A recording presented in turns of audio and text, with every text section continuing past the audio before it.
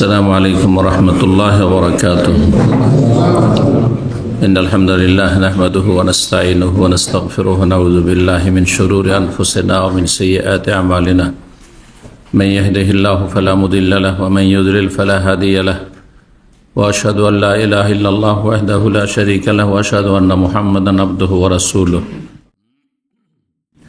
صلى الله تعالى عليه وعلى آله وصحبه وسلم تسليما كثيرا. أما بعد، فقد قال الإمام البخاري رحمه الله تعالى: باب الحياء.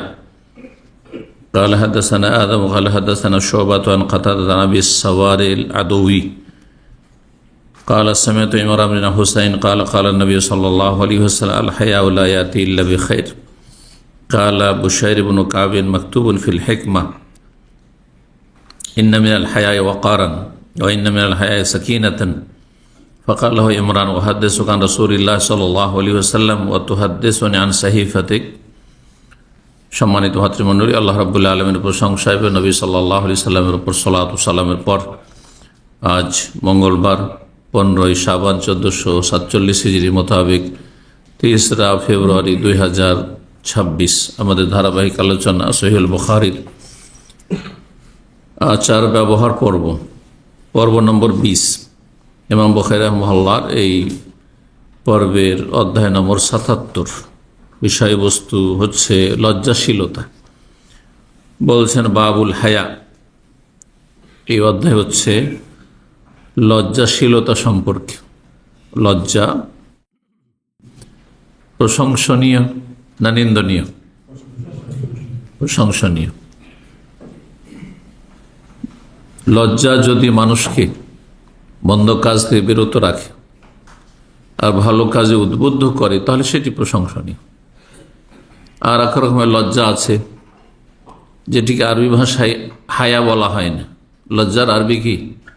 হায়া। হায়া শব্দটি কিন্তু আমরা ব্যবহার করি, হায়া শরম নেই, বুঝছেন না? হায়া হচ্ছে লজ্জা, এটি প্রশংসিত। কারো মধ্যে যদি হায়া থাকে, আল হায়াও মিনাল ঈমান, লজ্জাশীলতা হচ্ছে ঈমানের প্রমাণ, যের মধ্যে ঈমান আছে। আর সবচাইতে ভালো ঈমান, খাঁটি ঈমানের প্রমাণ হচ্ছে আল্লাহকে বলে লজ্জা করা। যে আল্লাহকে বলে লজ্জা পাবে, সে পাপই করবে না, পাপের ধারে কাছে যাবে না। আর তারপরে মানুষকে লজ্জা করেও অনেকেই সামাজিকভাবে সমাজের লজ্জায় বিভিন্ন পাপ থেকে, অপকর্ম থেকে বেঁচে থাকে। কমপক্ষে পাপ থেকে তো বাঁচলো, আরে নেকি পাক না, পাপ থেকে তো বাঁচলো। আমি আমার অভিজ্ঞতায় বলছি যে অধিকাংশ মুসলিমরাও সমাজের ভয়ে বিভিন্ন পাপ থেকে বেঁচে থাকে। যারা পাপ থেকে বাঁচে তাদেরকে দুই ভাগ করেন। একদল আছে যারা আল্লাহর ভয়ে গুনাহ থেকে বেঁচে থাকে, তাই না? এদের সংখ্যা একেবারে কম। আল্লাহর ভয় যে গুনাহ থেকে বেঁচে থাকে, ও মানুষের সামনেও গুনাহ থেকে বেঁচে থাকবে। ও একাও যদি থাকে গুনাহ থেকে বেঁচে থাকবে, ঠিক না? কিন্তু অধিকাংশ মানুষ দেখেন একা থাকলে বিভিন্ন পাপ করছে না, খারাপ ছবি দেখছে, ওটা অন্যের সামনে দেখবেন না। তার মানে আপনি আল্লাহর চাইতে বেশি কাকে লজ্জা করেন? মানুষকে। আমার সামনে দেখতে পারবেন, বরং আপনার মতো সাধারণ মানুষের সামনে দেখবেন। হ্যাঁ, আপনি আপনার স্ত্রীর সামনে অন্য কোনো মেয়ের সাথে একটু হাসি রসিকতা করে ফোন দিতে পারবেন, কথা বলতে পারবেন? তাকে ভয় পান, লজ্জা পান। ভাই লজ্জা পান না ভয় পান? মায়ের সামনে, বাবার সামনে লজ্জায় অনেকে নামাজ পড়ে, শ্বশুর বাড়ি গেছে সেজন্য নামাজ পড়তে যায়, মানুষের লজ্জায়। অধিকাংশ মানুষ, বিশেষ করে সামাজিক যে সব পাপ রয়েছে, জেনা ব্যভিচার, চুরি ডাকাতি করা, মদ খাওয়া, এগুলো হচ্ছে সোশ্যাল ক্রাইম। যেটা সরকারের দৃষ্টিতে, যে কোনো সরকার, অমুসলিম সরকার, কাফের সরকার কাছে সেগুলি হচ্ছে অপরাধ, সামাজিক অপরাধ।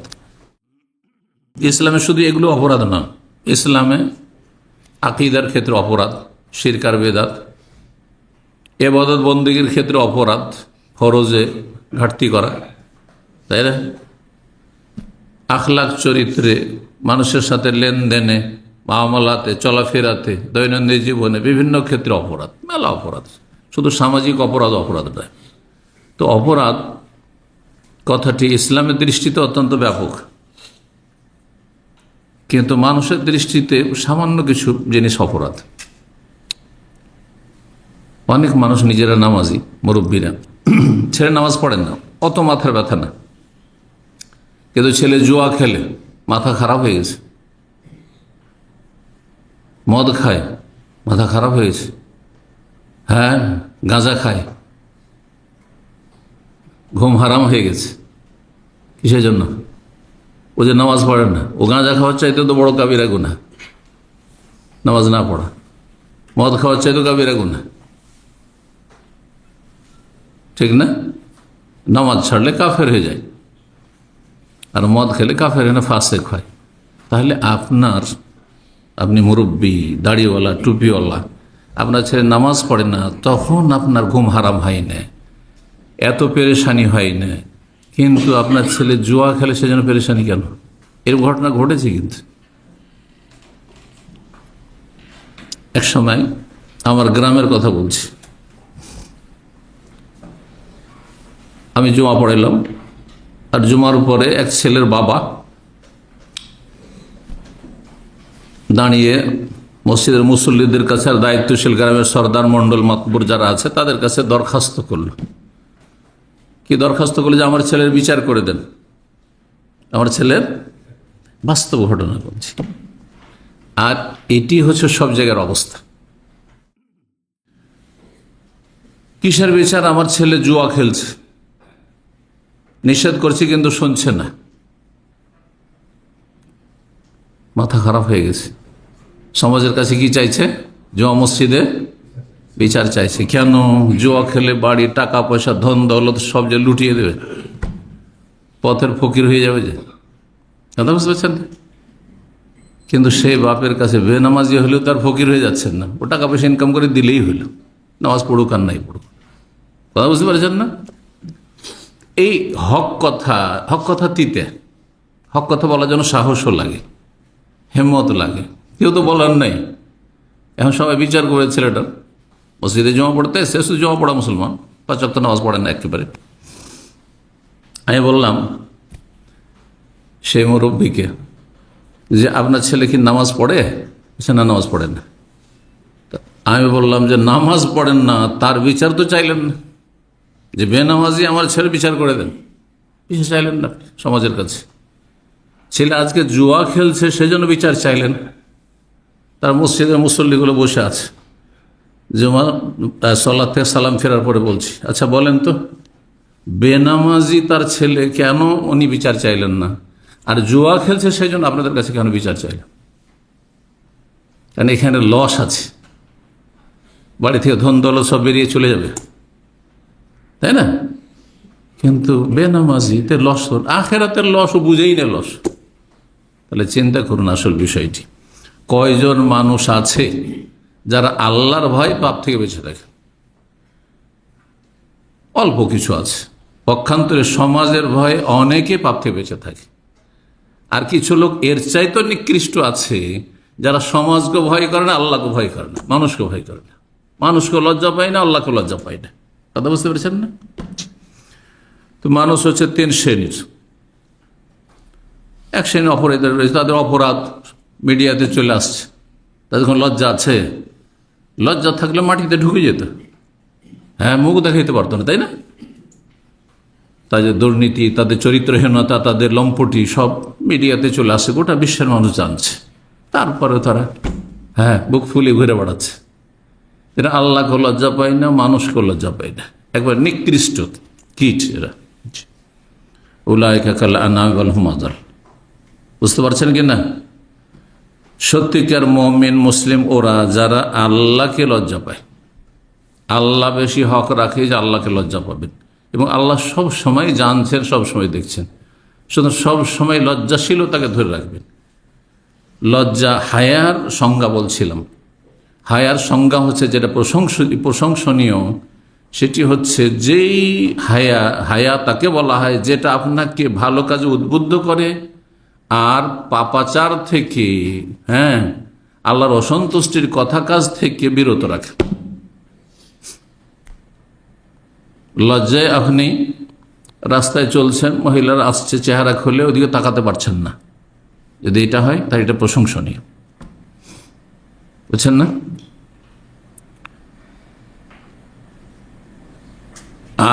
আর একটি লজ্জা আছে বাংলায়, সেটিও লজ্জা বলা হয়। আরবিতে অন্য আর একটি শব্দ আছে খাজাল। খাজাল মানে ও লজ্জা, কিন্তু সেটি নিন্দনীয়, প্রশংসনীয় না। সেটার সংজ্ঞা কি? সেটার সংজ্ঞা হচ্ছে যেই লজ্জা আপনাকে ভালো কাজ থেকে বিরত রাখে, ভালো কাজে উৎসাহিত করে না, বরং ভালো কাজ থেকে বিরত রাখে।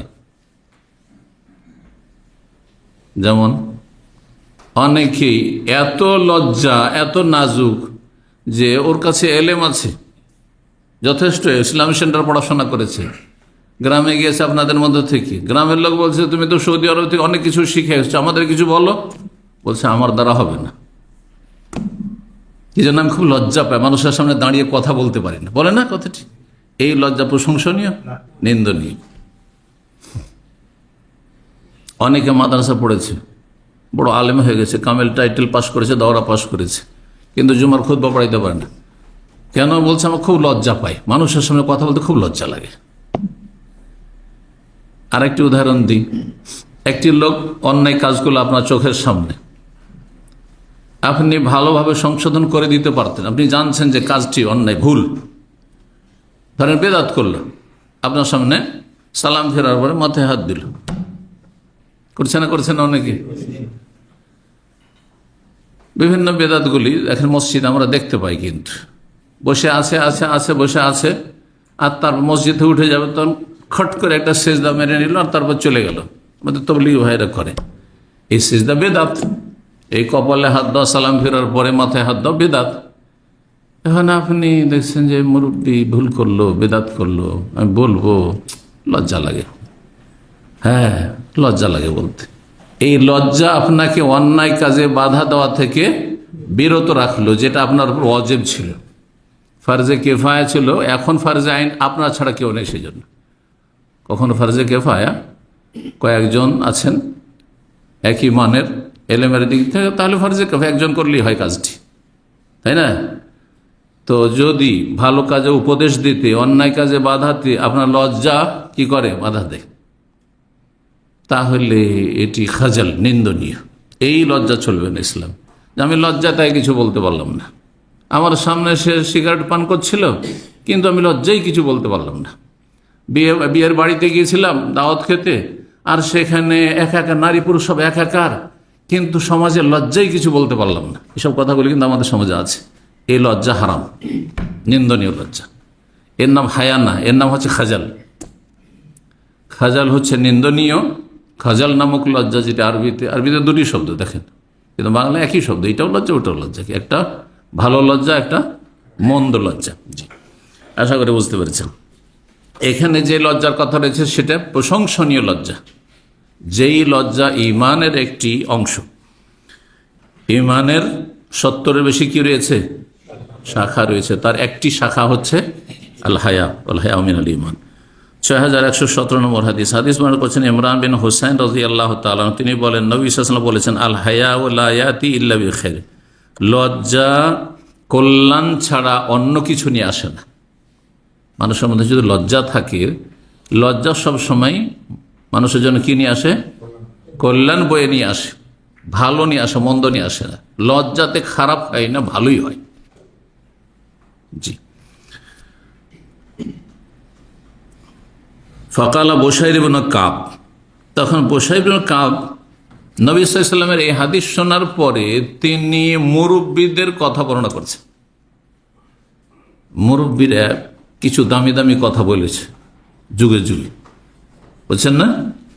যেগুলি হেকমাপূর্ণ, হেকমা আরবিতে বলা হয় সেগুলো হেকমা। হেকমা বলা হয় প্রজ্ঞাকে, প্রজ্ঞাপূর্ণ বাণী। যেই কথাগুলি খুব মূল্যবান, কথাগুলি মূল্যবান। কোরআনও নেই, হাদিসে নেই, কিন্তু কথা মূল্যবান। এর মেলা উদাহরণ আছে, আমাদের সমাজে আছে। কোরআনে আছে ধৈর্যের ফজিলত সম্পর্কে, ইন্নাল্লাহ মা'আস সাবিরিন, তাই না? ধৈর্যশীলদের সাথে আল্লাহ আছে, তাই না?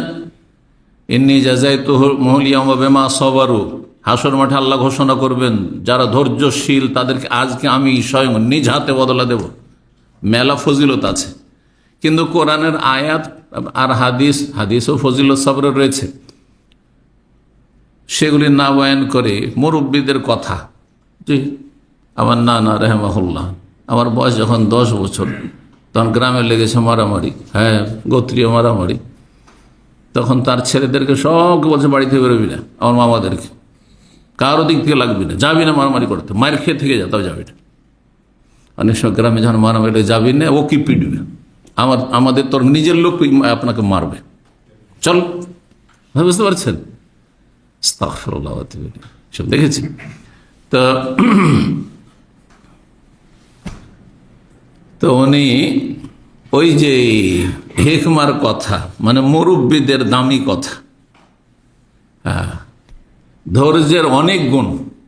লোকে বলে ঢিলা, এর আগে বলেছি, মানে লোকে বলে ঢিলা, এটা গ্রাম্য ভাষা, কিন্তু এর কাপুরুষ। ঢিলা মানে কি? যদি আপনি মার খেয়ে ধৈর্য ধরে থেকে যান, তো লোকেরা যারা দেখছে, অথচ যে মারলো সে একবার হ্যাংলা পাতলা দুর্বল, আর আপনি হচ্ছেন 100 কেজির, হ্যাঁ, একটা ঘুষি দিলেই তো তার অবস্থা খারাপ হয়ে যেত, কিন্তু আপনি মার খেয়ে থেকে গেলেন, সবাই কি বলবে? আরে আরে কোন কাপুরুষ রে, তাই না? লোকে বলে ঢিলা। তো ওই রকমই ঘটনা এখানে। নবী সাল্লাল্লাহু আলাইহি ওয়াসাল্লাম হাদিস পেশ করছেন ইমরান বিন হুসাইন, কিন্তু বুশাইর বিন কাব নামক ব্যক্তি, তিনি বলছেন মাকতুবুন ফিল হিকমা, হিকমতের পুস্তকে লিখিত আছে, মানে পরম্পরা চলে আসছে আগের জ্ঞানী গুণী মানুষদের কথা। কি ইন্না মিনাল হায়ায়ে ওয়াকারান, কিছু কিছু লজ্জা হচ্ছে ভদ্রতা, লজ্জা হচ্ছে ভদ্রতা, বা লজ্জা হচ্ছে মর্যাদার বিষয়। ওয়াকার মানে মর্যাদা হয়, ওয়াকার মানে ভদ্রতা হয়। ভদ্রতা, ভদ্র মানুষ, তার কথা চলা ফেরাতে ভদ্রতা বোঝা যায়, ভদ্র মানুষ। অভদ্র না সে, কি জন্য? সে লজ্জা পায় অভদ্রতা করতে, ছোটলোকি করতে। ওয়া ইন্না মিনাল হায়ায়ে সাকিনাতান, আর কিছু কিছু লজ্জায় প্রশান্তি রয়েছে, লজ্জাতে শান্তি পেলেন আপনি। এগুলি হচ্ছে মুরব্বীদের কথা, হেকমতপূর্ণ কথা। ফাকালাহু ইমরান রাদিয়াল্লাহু তাআলা আনহু বুশাইর বিন কাবকে, বুশাইর লিখেছেন, বুশাইর হতে পারে বুশাইর বিন কাব, প্রসিদ্ধ এমনি বাশির, কিন্তু বাশির অন্য ব্যক্তির নাম, হয়তো এর নাম ছিল বুশাইর। ইমরান রাদিয়াল্লাহু তাআলা বললেন, উহাদ্দিসু আন রাসূলিল্লাহ, আমি তোমাকে রাসূলুল্লাহ হাদিস শোনাচ্ছি, ওয়া তুহাদ্দিসু আন সাহিফাতিক, আর তুমি তোমার পুস্তক থেকে তুমি এসব মুরব্বীদের কথা শোনাচ্ছ, হিকমতের কথা শোনাচ্ছ। কোথায় মুরব্বীদের কথা, আর কোথায় রাসূলুল্লাহর কথা? এইরকম অবস্থা হচ্ছে আমাদের তবলিগি ভাইদের। ওদের ফাজাইল আমল যারা পড়েছে, ওদের শুধু মুরব্বীদের কিস্সা কাহিনী, বুঝতে পারছেন? ওদের লেকচারগুলি শুনবেন, ওদের লেকচারে কোরআন হাদিস তো জ্ঞান নেই, যার ফলে কি, হ্যাঁ, শুধু মুরব্বীদের কিস্সা কাহিনী। আর এমন এমন কিস্সা কাহিনী শোনায়, বরকতের কিস্সা কাহিনী, যে আপনি চিল্লান না গিয়ে পারবেন না। অমুক জায়গায় গেলাম, মাত্র 2 জনের খাবার ছিল, আর আমরা 10 জন 20 জন ছিলাম, আর আলহামদুলিল্লাহ সবার হয়ে গেল। আর সুবহানাল্লাহ সুবহানাল্লাহ পড়া শুরু করবে, এই চিল্লায় যাবো না, তুই কি করতো? নবী সাল্লাল্লাহু আলাইহি ওয়াসাল্লামের জামানা স্মরণ করিয়ে দিবে, নবী সাল্লাল্লাহু মুজিজার কথা স্মরণ করিয়ে দিবে। কথা বুঝতে পারছেন? এসব কিচ্ছা কাহিনী শোনায়।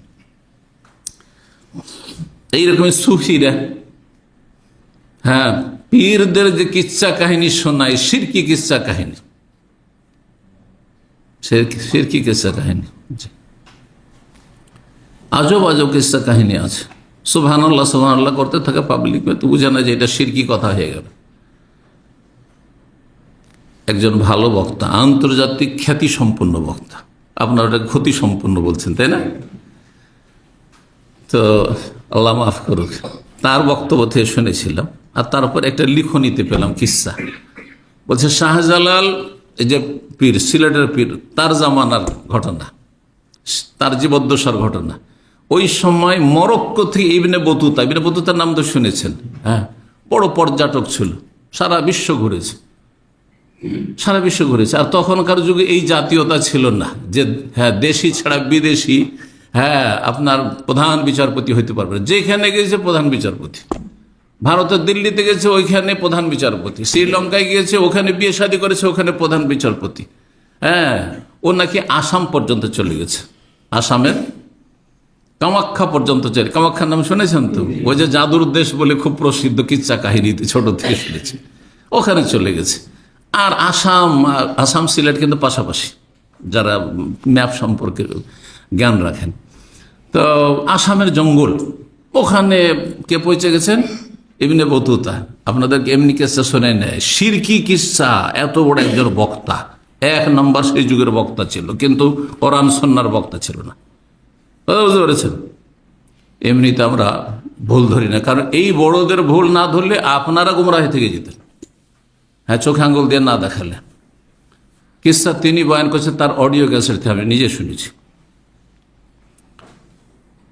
বলছেন যে এর আসামের জঙ্গলে গিয়ে, তখন তার এই ভারত আর বাংলাদেশের বর্ডার ছিল না, ইন্ডিয়া পাকিস্তানও হয়নি আর বাংলাদেশও হয়নি। বুঝতে পারছেন? কয়েকশো বছর আগে। তো ইবনে বতুতা গিয়ে আসামের জঙ্গলে হারিয়ে গেছে, রাস্তা হারিয়ে ফেলেছে, জঙ্গলে দিশে হারা। শাহজালাল পীর সাহেব জানতে পেরে নিয়েছেন। জানার পরে তার ভক্তকুলকে বলছেন যে যাও, ইবনে বতুতা এত দূর থেকে আমাদের মেহমান এসেছেন বাংলার জমিনে। কিন্তু তখন আসামও বাংলার জমিন, এখনো মুসলিমরা বাংলা, তাদের মাতৃভাষা বাংলা। তো যাই হোক, যাও তাকে জঙ্গল থেকে উদ্ধার করে নিয়ে এসো তোমরা। তার আসামের জঙ্গলে গিয়ে ইবনে বতুতাকে জঙ্গল থেকে উদ্ধার করে নিয়ে আসলো মুরিদানরা। কার মুরিদানরা? শাহজালাল মুরিদরা। এই ওয়াজে কিস্সা আর একটি আমি পত্রিকাতে, মাসিক বা সাপ্তাহিক পত্রিকাতেও, ম্যাগাজিনেও এই কিস্সা পড়েছিলাম। এই কিস্সা যদি শোনাইতো আপনাদেরকে ওইভাবে, হ্যাঁ পজিটিভ ভাবে, তো আপনারা সুবহানাল্লাহ সুবহানাল্লাহ শুরু করে দিতেন। যদিও আপনার আলহামদুলিল্লাহ তাওহীদ সুন্নতের আকীদা আছে, হ্যাঁ জ্ঞান আছে, এখানে শিরকের গন্ধ পান না। প্রথম শিরক, বড় শিরক, যে শাহজালাল আলেমুল গায়ব, তাই না? তিনি জানতে পারেন জঙ্গলে মরক্কো থেকে এসে হারিয়ে আছে। তখন টেলিফোন ছিল নাকি? কিছু ছিল? কিছুই ছিল না। যোগাযোগ, চিঠি পত্র করে যোগাযোগ ব্যবস্থা ছিল। তো জানলো কেমন করে? ওহি আসতো, নবী রসুল। হ্যাঁ, এই কেরামতির নামে শিরকি আকীদা। শাহজালালকে আলেমুল গায়েব বানিয়ে দিল এই কিস্সাতে। আর আলেমুল গায়েব শুধু থাকলো না, উদ্ধারকারী গৌসও বানিয়ে দিল। গৌস বলা হয় কাকে? উদ্ধার। এই জন্য আব্দুল কাদের জিলানীকে তারা গৌসে আজম। পীরেরা সবাই উদ্ধার করতে পারে অসহায়কে, আর সবচেয়ে বড় উদ্ধারকারী তাদের কাছে রব্বুল আলামিন, আল্লাহ না, কে? আব্দুল কাদের জিলানী। এসব শিরকি কিস্সা কাহিনী, বুঝতে পারছেন? মুরব্বীদের কিস্সা কাহিনী শোনাতে গিয়ে ফাজাইল আমলে শিরক বেদাত এইভাবে ঢুকেছে, বুঝতে পারছেন? জি, আল্লাহ হেফাজত করুন। যখন কোনো কিস্সা কাহিনী বয়ান করবেন কোরআন সুন্নাহর পরে, অন্তত আপনার এতটা জ্ঞান থাকতে হবে যে এইটা ইসলামের মৌলিক নীতিমালার পরিপন্থী তো নয়, সাংঘর্ষিক তো না ইসলামী আকীদার সাথে, এতে শিরক তো নেই, এতে বেদাতি কথাবার্তা তো নেই, এতে অতিরঞ্জন বাড়াবাড়ি তো নেই, অবাস্তবতা তো নেই। জি, এখন পীরদের কিতাবে আছে যে একজন ওলিয়ে কামেল, চরমনাইয়ের কিতাবে আছে, 12 বছর জিকির খেয়ে বেঁচেছে। কি খেয়ে বেঁচেছে? জিকির খেয়ে বেঁচেছে। পাতার নম্বর সহ আলোচনা করেছি একসময় আমি, 2006-07 দিকে। জি, এখন চিন্তা করুন, এটা ইসলামের সাথে সাংঘর্ষিক না? মানুষ কি জিকির খেয়ে আছে? আরে কোন নবী, একজন নবী বেঁচেছেন, এত খিদে লেগেছে, 1টা 2টো 3টে, সাহাবীরা দেখাচ্ছে একটি পাথর বেঁধে আছে পেটে, 2টো পাথর, নবী 3টি পাথর। আল্লাহু আকবার! কত ক্ষুধার্ত, দুপুরবেলা বেরিয়ে যাচ্ছেন, দেখি কারো বাগানে গেলে কিছু যদি খেতে পাওয়া যায়। সুবহানাল্লাহ। আবু রাজিয়া সবচেয়ে বেশি হাদিস বর্ণনাকারী, ক্ষুধার তাড়নে বেহুশ হয়ে পড়ে যাচ্ছেন, আর মানুষরা যখন গড়াগড়ি করছেন তিনি, হ্যাঁ মাটিতে পড়ে ধুলো মেখে পাগলের মতো, তখন মানুষরা ভাবছেন যে মির্গির রুগী। আবু হুরায়রাকে মির্গির রুগী মনে করতেন সাহাবায়ে কেরাম, বুঝতে পারতেন না। আল্লাহু আকবার! চিন্তা করুন, তারা ওলি কামেল হতে পারলো না? কোন নবী রসুল জিকির খেয়ে, আরে 12 বছর তো দূরের কথা, 1 সপ্তাহ বেঁচেছে দেখান। কোন নবী রসুল 1 সপ্তাহ জিকির খেয়ে বেঁচেছে দেখান দেখি কোনো কোরআন হাদিসে কোথাও, আদম থেকে শুরু করে শেষ নবী পর্যন্ত। এই সময় আমাদের সাথে ধর্ম করব, সতর্ক সাবধান। দিন ইসলামে নেবেন কোরআন হাদিস থেকে। আর হেকমতের কথা, প্রজ্ঞার কথা, মুরব্বীদের কথা বয়ান করা যাবে যদি যাচাই বাছাইয়ের ক্ষমতা থাকে যে এগুলি ইসলামের সাথে সাংঘর্ষিক নাই। তারপরে সেটা ধর্মীয় লেবাস দিয়ে বয়ান করবে না, লোকেরা বলেছে। যেমন এই কথাটি, কিছু লজ্জাতে শান্তি আছে, লজ্জাতে শান্তি আছে, লজ্জার কারণে আমি পাপ থেকে বেঁচে গেলাম, যাতে শান্তি আছে। লজ্জার একটি উদাহরণ দিয়ে, বাস্তব উদাহরণ। এখানে 27 বছর এক সময় দেখতাম যে আপনার যে এই ক্রিকেট খেলা চলতো, আর এই টিভির লাইন হয়ে টিভির দোকান ছিল এই রোডটাতে। যারা পুরাতন মানুষ হয়তো দেখেছেন, এ পাশে ওই পাশে বিশেষ করে সবগুলো টিভির দোকান ছিল। টিভির দোকানে টিভি চালু থাকতো, বড় বড় স্ক্রিন টিভি চালু থাকতো, আর খেলা দেখাতো। লোকেরা 100-200 লোক গ্যাদারিং করে দাঁড়িয়ে দাঁড়িয়ে ঘন্টার পর ঘন্টা খেলা দেখত। প্রথম দেখে তো আমি বুঝতেই পারিনি যে এত লোক কেন, এখানে কোনো মারামারি হয়েছে না। সাধারণত এরকম গ্যাদারিং ভিড় ভাড় দেখলে মানুষ কোনো জায়গায় ঝগড়া বিবাদ হয়েছে নাকি। তো গাড়িতে আসছি, আমাদের ড্রাইভার ছিল একটু পুরাতন তখনকার, বলছি কি ব্যাপার, এত লোক কেন এখানে দাঁড়িয়ে আছে এইভাবে, তো কোনো গন্ডগোল হয়েছে নাকি বা পুলিশ টুলিশ এসছে নাকি? বলছে না না না, যে এখন আজকে খেলা চলছে ইন্টারন্যাশনাল, ক্রিকেট চলছে, সেই জন্য লোকেরা ঘন্টার পর ঘন্টা, কয়েক ঘন্টা ধরে দাঁড়িয়ে খেলা দেখতো। আমি কখনো মনে মনে ভাবতাম যে কি খেলা হয়, একটু দাঁড়িয়ে 1-2 মিনিট দেখা যায় কিনা, লজ্জায় জীবনে 1 মিনিটও দাঁড়াতে পারিনি। অথচ 4 বছর এখানে ওর বাসা ছিল, ওর পাশ দিয়ে হেঁটে আসতাম। এখানে শিকড় পাশে 4 বছর কোথাও বাসা ছিল, 2000 থেকে 2003 পর্যন্ত। বুঝতে পারছেন না? তো লজ্জা মানুষকে অভদ্রতা থেকে বাঁচায়। লজ্জাতে শান্তি আছে, লজ্জাতে সম্মান আছে, মর্যাদা আছে, যে ওই ফুটপাতিয়াদের মতো দাঁড়িয়ে দাঁড়িয়ে আমি ওই টিভি দেখছি না। কথা বুঝতে পেরেছেন? অনেকে লজ্জা নেই, রাস্তাতে জুস টানছে আর চলে যাচ্ছে, হ্যাঁ জুসের প্যাকেট নিয়ে নিয়েছে অথবা 7 আপ নিয়েছে, খাচ্ছে আর চলে যাচ্ছে, করছে অনেকে। চা, এমনও কিছু আশেপাশে ধরেন আলেম আছে যে যারা হয়তো চা নিয়ে রোডের উপর থেকে আর চা একটু করে টান দিচ্ছে আর চলে আসছে। কিছু ভাইয়েরা দেখেছে এরকম। এমনকি একজন আরবি একদিন বলছে যে এই লোক দাড়িওয়ালা মানুষ আর এই চা খাচ্ছে আর রোড পার হয়ে চলে আসছে, রোড পার হয়ে আসছে আর চা খাচ্ছে। তারপর আমার কথা বলছিল, আমাকে এনে সেই লোক, সেই আরবি বলছে ওনাকে তো জীবনে দেখলাম না, কিন্তু অন্যদের দেখি, নাম বললে কি বোধ হবে, নাম বলছে না, যে কে দেখি যে ওই দিক থেকে চা নেই, ও রাস্তায় দাঁড়িয়ে দাঁড়িয়ে চা খাচ্ছে। কথা বুঝতে পেরেছেন? তো লজ্জায় সম্মান আছে, লজ্জা কি আছে? সম্মান আছে। তো কথাগুলি তো দামি, কিন্তু কথাগুলি হাদিস নয়। জি, 6118 নম্বর হাদিস। হাদিস মনে করছেন আব্দুল্লাহ বিন ওমর রাদিয়াল্লাহু তাআলা আনহুমা বলছেন, মাররান নবী সাল্লাল্লাহু আলাইহি ওয়াসাল্লাম আলা রাজুলিন, নবী সাল্লাল্লাহু আলাইহি ওয়াসাল্লাম একদিন এক লোকের পাশে অতিক্রম করছিলেন, ওয়া হুয়া ইউআতিবু আখাহু ফিল হায়া। সেই সময় ওই লোক, যে লোকের পাশ দিয়ে অতিক্রম করছিল, সে তার ভাইকে, মানে আপন ভাই, তার ভাইকে লজ্জা সম্পর্কে তিরস্কার করছিল, ভর্ৎসনা দিচ্ছিল। মানে দুই ভাই, এক ভাই এত লজ্জাশীল যে লজ্জার কারণে মেলা ক্ষেত্রে, হ্যাঁ হয়তো বিভিন্ন কাজের ক্ষেত্রে দেখা যায় যে পারিবারিক কাজে অথবা তার কাজে তার ভাইয়ের দৃষ্টিকোণ থেকে সে ক্ষতিগ্রস্ত হয় হয়তো। তো সে তিরস্কার করছে, তুই এত কেন লজ্জা, তোর এইরকম লজ্জা করলে কি করে সংসার চলবে, এই ধরনের তিরস্কার করা।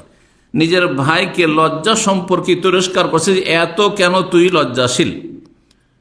ইয়াকুল ইন্নাকা লা তাস্তাহি, তুমি খুব লজ্জা করো। হাত্তা কান্নাহু ইয়াকুল, এমনকি তাকে বলতে চাইছিল তার ভাইকে, কাদ আদাররাবাকে, এই লজ্জা তোমাকে ক্ষতিগ্রস্ত করলো। অনেকেই দেখবেন যে দুই ভাই আছে, এক ভাই টাকা পয়সাওয়ালা হয়ে গেছে, আর এক ভাই খুব নাজুক লজ্জাশীল, যার ফলে যেই সে ব্যবসাটা সব করতেও পারে না, আর ও দাঁড়াতেও পারে না, প্রতিষ্ঠিত হইতে পারে না, তখন ওকে তিরস্কার করেছে, তুই এরকম ফকির হয়ে থেকেই যাবি, তোর লজ্জার কারণে কিছুই করতে পারবি না তুই। তো ওই ধরনের একে তিরস্কার করছিলাম। রাসূলুল্লাহ সাল্লাল্লাহু আলাইহি ওয়াসাল্লাম এদের দৃশ্যটা, তামাশাটা দেখলেন যে এক ভাই আর এক ভাইকে তিরস্কার করছে লজ্জার কারণে। বললেন, দাহু, তোমার ভাইকে ছেড়ে দাও, আরে ওকে লজ্জার অবস্থায় ছেড়ে দাও, লজ্জা করতে দাও। ফাইনাল হায়া মিনাল ইমান, কারণ লজ্জাশীলতা ইমানের অন্তর্ভুক্তি, ইমানের একটি অংশ। সুতরাং লজ্জা থাকলে কল্যাণ নিয়ে আসবে, তাতে ক্ষতি হবে না। তোমার দৃষ্টিকোণ থেকে হয়তো ভুল বুঝছো, সেই জন্য ভাবছো সে ক্ষতিগ্রস্ত, সে ক্ষতিগ্রস্ত নয়। 6119 নম্বর হাদিস। হাদিস বর্ণনা করছেন আবু সাঈদ খুদরি রাদিয়াল্লাহু তাআলা আনহু, ইয়াকুল কানা নবী সাল্লাল্লাহু আলাইহি ওয়াসাল্লাম আশাদ্দা হায়াআন মিনাল আজরাই ফি খিদরিহা। নবী সাল্লাল্লাহু আলাইহি ওয়াসাল্লাম অতি লজ্জাশীল ছিলেন। আশাদ্দা হায়া, অতি লজ্জাশীল ছিলেন। কিসের চাইতে? মিনাল আজরাই ফি খিদরিহা, ঘরে অবস্থানকারিণী কুমারী মেয়ের চাইতেও। ঘরের ভিতরে অবস্থানকারিণী কুমারী মেয়ে যত লজ্জাশীল হয় তার চাইতে বেশি লজ্জাশীল ছিলেন কে? রাসূলুল্লাহ সাল্লাল্লাহু আলাইহি ওয়াসাল্লাম। ঘরে অবস্থানকারিণী কেন বললেন রাসূলুল্লাহ সাল্লাল্লাহু আলাইহি ওয়াসাল্লাম? দেখেন, কুমারী মেয়ে যদি ঘরের ভিতরে রেখে লেখাপড়া করান, পর্দার মধ্যে থেকে লেখাপড়া করান, শুধু মেয়েদের মধ্যে লেখাপড়া করেন, জীবনে কোনো ছেলের সাথে কোনো জায়গায় বসেনি, জীবনে কোনোদিন ছেলের মুখ দেখেনি যে ছেলেদের সাথে বসে ক্লাস করবে, সহশিক্ষায় লেখাপড়া করবে, এইরকম একটি মেয়ে মাদ্রাসার পরিবেশ লেখাপড়া করেছে। আরো বোঝানোর জন্য খুব সহজ করে বলি যাতে বুঝতে সুবিধা আপনাদের। অথবা সৌদি আরব ইউনিভার্সিটিতে যেখানে মেয়ে তো শুধু মেয়ে, যেখানে ছেলে শুধু ছেলে, ছেলে মেয়ের কোনো মিক্সিং নেই, এইরকম জায়গায় লেখাপড়া করেছে। কুমারী, অকুমারী নাই, কারণ তালাক প্রাপ্ত হলে স্বামীর মুখ দেখেছে, লজ্জা ভেঙে গেছে। বিধবা হইলে স্বামীর সাথে সাক্ষাৎ হয়েছে, শুধু লজ্জা ভেঙে গেছে, তাই না? কুমারী, এক তো কুমারী মেয়ের লজ্জা আছে, তারপরে বাড়িতেই যদি অবস্থান করে, যদি ছেলেদের সাথে তার দেখা সাক্ষাৎ না হয় আর ছেলেদের দিয়ে কোনো টান না হয়, দেখেইনি কোনো ছেলের চেহারা, তো কার দিকে কি টান হবে? কোনো কিছুই নেই তার। কত লজ্জাশীল তাহলে! আল্লাহ রাব্বুল আলামিন মেয়েদেরকে সবচেয়ে বেশি লজ্জাশীল করে সৃষ্টি করেছে। এই লজ্জা ধীরে ধীরে কখন কমে যায়, তারপরে শেষ হয়ে যায় স্কুল কলেজের লাইফে, যখন সহশিক্ষায় চলে যায়। প্রাইমারিতে সামান্য একটু নিম সাবালিকা হচ্ছে, ক্লাস 4-5 পর্যন্ত একটু সাবালিকা হতে যাচ্ছে, কিন্তু সাথে সব ছেলেরাও লেখাপড়া করছে আর ফ্রি হয়ে তাদের সাথে কথা বলছে, পড়া কখনো বলে নিচ্ছে, কাউকে বলে দিচ্ছে, একটু করে লজ্জা কমতে শুরু হয়েছে। হাই স্কুলে গিয়ে ভালোই লজ্জা কমে গেল, কিন্তু তারপরে কিছুটা মাধ্যমিক পর্যন্ত একটু লজ্জা আছে। কলেজ ইউনিভার্সিটিতে লজ্জার একবারে 12টা বাজিয়ে দিল, কোনো লজ্জাই থাকে না।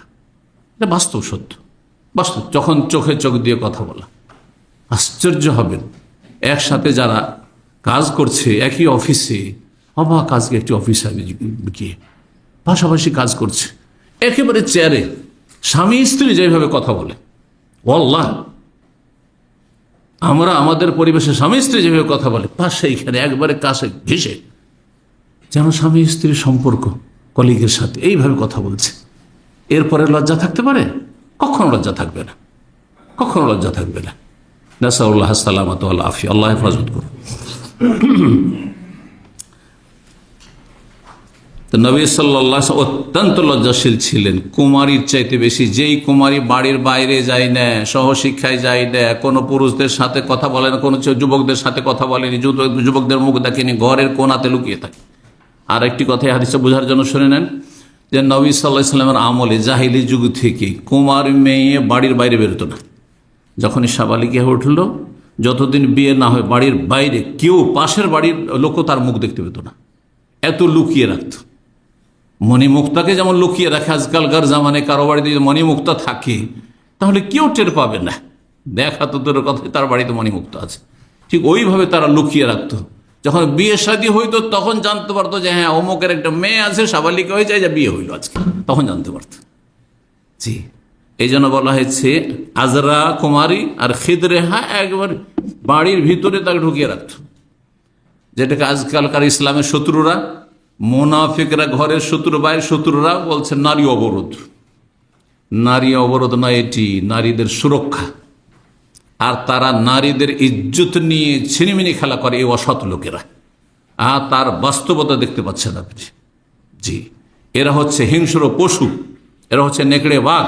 আল্লাহ রাব্বুল তাদের অনিষ্ট থেকে হেফাজত করুন। জি, ৭৮ নম্বর অধ্যায় বলছেন, বাবুনি অধ্যায় হচ্ছে ইযা লাম তাস্তাহি ফাসনা মা শিত। নবী সাল্লাল্লাহু আলাইহি ওয়াসাল্লাম একটি হাদিস দিয়ে অধ্যায় নিয়ে এসেছেন এখানে। তুমি যদি লজ্জা না করো, তোমার যদি লজ্জা না থাকে, তাহলে তুমি যা ইচ্ছা তাই করতে পারো। মানুষের লজ্জা যখন চলে যায় তখন যা ইচ্ছা তাই করতে পারে। জেনা ব্যভিচারে ধরা পড়লো, হ্যাঁ, লাভ জুতো খেলো, আর তারপরে শাস্তি হইলো, সে ইসলামিক শাস্তি হোক অথবা সামাজিক শাস্তি হোক, আর তারপরে আবার ওই রকম চোর চুরি করছে, মার খাচ্ছে, পকেট মারি করছে, আর তার গণপিটনি খাচ্ছে, তার আবার ওই কাজই করছে, কারণ লজ্জা নেই, লজ্জা শেষ হয়ে গেছে।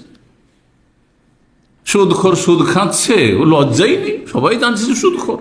ঘুষখোর অফিসার ঘুষ খাচ্ছে, নির্লজ্জ, লজ্জা নেই। এজালাম তাস্তাহি, লজ্জা নেই, যার ফলে যা ইচ্ছা তাই করো। ঘুষ খাও, সুদ খাও, বেইমানি করো, আর গাঁজার ব্যবসা করো, আর হিরোইনের ব্যবসা করো, যা ইচ্ছা তাই করো। লজ্জা না থাকায় মানুষ যে কোনো কাজ করতে পারে, যে কোনো পাপ করতে পারে। এজালাম তাস্তাহি ফাসনা মা শিত। 6120 নম্বর হাদিস বর্ণনা করেছেন আবু মাসউদ রাদিয়াল্লাহু তাআলা আনহু। তিনি বলেন, কালা নবী সাল্লাল্লাহু আলাইহি ওয়াসাল্লাম, নবী সাল্লাল্লাহু আলাইহি ওয়াসাল্লাম বলেছে, ইন্না মিম্মা আদরাকান নাস মিন কালামিন নবুওয়াতিল উলা ইযা লাম তাস্তাহি ফাসনা মা শিত। নিশ্চয় মানব জাতি, মানব সমাজ পূর্ববর্তী নবীদের বাণী থেকে যা কিছু পেয়েছে, প্রত্যেক যুগে নবী রসুল এসেছেন, খুব মূল্যবান কথা বলেছেন তারা। আর পরম্পরা কথাগুলি, হ্যাঁ, সেই সব নবীদের উম্মতদের মাধ্যমে আমাদের কাছে আসতে থেকেছে, এসেছে। কিছু এসেছে, হয়তো অনেক কিছু আসেনি, লিপিবদ্ধ না হলে চলে শেষ হয়ে যেতে পারে। তো যেসব কথাগুলি প্রাচীন যুগ থেকে নবী রসুলগণ বলে এসেছেন, তার একটি মূল্যবান বাণী হচ্ছে ইযা লাম তাস্তাহি ফাসনা মা শিত। যদি তুমি নির্লজ্জ হয়ে যাও, তাহলে যা ইচ্ছা তাই করতে পারো। আর লজ্জা থাকলে সবটা করতে পারবে না, সব কথা বলতে পারবে না। নোংরা ভাষা ব্যবহার করা, নোংরা আচরণ করা, হ্যাঁ, খারাপ ব্যবহার, খারাপ আচরণ, হ্যাঁ, এগুলি সবার পক্ষে সম্ভব হয় না। যে লজ্জাশীল তার পক্ষে সম্ভব না। লজ্জাশীল ব্যক্তি কখনো যৌতুক নিয়ে বিয়ে করবে না, লজ্জা পায়। জি, আমি কি কাপুরুষ, আমি কি নারী, হ্যাঁ, যে আমি পয়সা নেব, যৌতুক নিয়ে, হারাম নিয়ে আমি বিয়ে করবো না, আমি পয়সা দিয়ে বিয়ে করবো। আর লজ্জা না থাকলে তা ইচ্ছা তাই করতে পারবো। হারাম খাচ্ছে, হালাল খাচ্ছে, কোনো পরোয়া নেই। জি, ৭৯ নম্বর অধ্যায় বাবু মা লা ইউস্তাহিয়া মিনাল হাক্কি লিত্তাফাক্কুহ ফিদ্দীন। এই অধ্যায় হচ্ছে দ্বীনের জ্ঞান অর্জনের ক্ষেত্রে সত্য কথা জানার বিষয়ে কোনো লজ্জা করা চলবে না। এখন ধর্মীয় বিষয় জানার জন্য লজ্জা লাগছে বলতে চলবে না। তবে কিছু কিছু বিষয়ে, ধরেন আপনার বিষয়, আপনার পরিবারের বিষয়, আর এমন একটা দুর্বল পয়েন্ট আছে, আপনি কোনো আলেমকে ফতোয়া জিজ্ঞাসা করবেন, জরুরি নয় যে আপনাকে বলতে হবে যে আমার স্ত্রী এইরকম করেছে, আমার মেয়ে, হ্যাঁ, বাড়ি থেকে পালিয়ে গিয়ে কোর্ট ম্যারেজ করেছে, জরুরি বলবেন না এইভাবে। হ্যাঁ, এটা অবশ্যই ভালো জিনিস।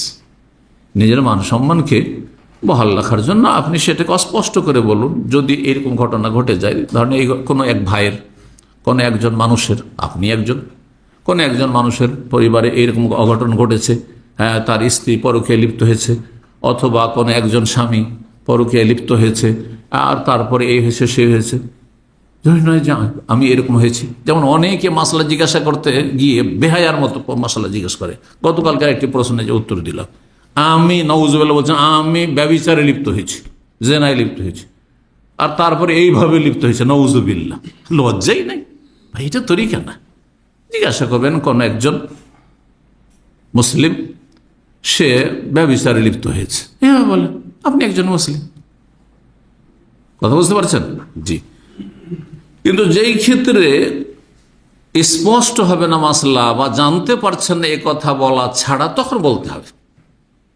মাসলা জানার জন্য ব্যক্তিকে নির্ধারণ করা জরুরি নয় যে অমুকের ঘটনা, অমুকের পরিবারের ঘটনা, অমুকের মেয়ের ঘটনা, অমুকের ছেলের ঘটনা বলা জরুরি নয়। কিন্তু কিছু কিছু বিষয় অবশ্যই বলতে হবে। এখন স্বপ্নদোষের মাসলা জিজ্ঞাসা করবেন না স্বপ্নদোষ? হ্যাঁ, মহিলাদের স্বপ্নদোষ হয় কি হয় না জিজ্ঞাসার বিষয়টি। হ্যাঁ, একজন মহিলাকে লজ্জা লাগবে, কিন্তু মহিলা যদি মহিলা ওস্তাজা না পায়, আলেমান না পায়, তাহলে পুরুষকে জিজ্ঞাসা করতে হবে। যদি এই ক্ষেত্রে তার স্বামী থাকলে স্বামীকে দিয়ে জিজ্ঞাসা করবে। হ্যাঁ, স্বামী না থাকলে বাবাকে বলতে লজ্জা পায় মানুষ, এগুলো বিষয় বাবাকে কি করে বলবে? তাহলে বিবাহিত হলে তো স্বামীকে। তাহলে যেখানে ফিতনার আশঙ্কা নেই ওইভাবে বলবে। সে একজন যুবতী মেয়ে যদি সরাসরি জিজ্ঞাসা করে একজন আলমকে, তো ফিতনার আশঙ্কা আছে। কিন্তু তার মাকে দিয়ে জিজ্ঞাসা করা, তার দাদিকে দিয়ে জিজ্ঞাসা করা, বুড়ি মানুষকে দিয়ে জিজ্ঞাসা করে, 60 বছর বয়স হয়ে গেছে, তাহলে ফিতনার আশঙ্কা কম। তারপরে এক যুবক আলেমের কাছে জিজ্ঞাসা না করে, বা 60-70 বছরের মুরব্বী হয়ে গেছে, তাদেরকে জিজ্ঞাসা করে, ফিতনার আশঙ্কা কম। এই বিষয়গুলি আমাদেরকে খেয়াল রাখতে হবে। মহিলাদের মাসলা মাসায় জিজ্ঞাসা করার ক্ষেত্রে এই বিষয়গুলি জিজ্ঞেস করতে হবে। তারপরে লিখিত মেসেজ দিয়ে জিজ্ঞাসা করা যথেষ্ট। ভয়েস দিতে যাবেন অথবা সরাসরি কল দিতে যাবেন, যথাসাধ্য এগুলোর প্রয়োজন নেই। কিন্তু বোঝানোর জন্য যদি কথা বলতে হয় অথবা ভয়েস মেসেজ দিতে হয় যে এত লিখে বুঝাইতে পারছি না, তো জায়েজ আছে, সমস্যা নেই। জরুরি হলে জরুরি, না হলে আপনি এগুলো থেকে বেঁচে থাকবেন। আশা করি বিষয়টি বুঝতে পারছেন। তো দিনের জ্ঞান অর্জনের ক্ষেত্রে লজ্জা করা চলবে না, যে আমি লজ্জা জিজ্ঞেস করতে পারলাম না। ধরেন আপনি একসময় চুরি করেছেন, অধিকাংশ মানুষ যৌবনকালে কি করেছে, পাশের কারো গাছ থেকে কিছু পেড়ে খেয়ে নিয়েছেন। এখন মাসলা জিজ্ঞাসা করতে হবে। আপনি নিজের নাম না বলে এমনিও জিজ্ঞাসা করতে পারেন। হ্যাঁ, আর যদি নিজের নাম বলেও দেন, আর সেটা এমন না হয় যে সেটা একবারে নোংরামির পর্যায়ে চলে, যেমন জেনা, ব্যভিচার, সমকামিতা, এগুলো নোংরামি। এগুলোতে ব্যক্তিকে নির্দিষ্ট করা এটা ঠিক নয়।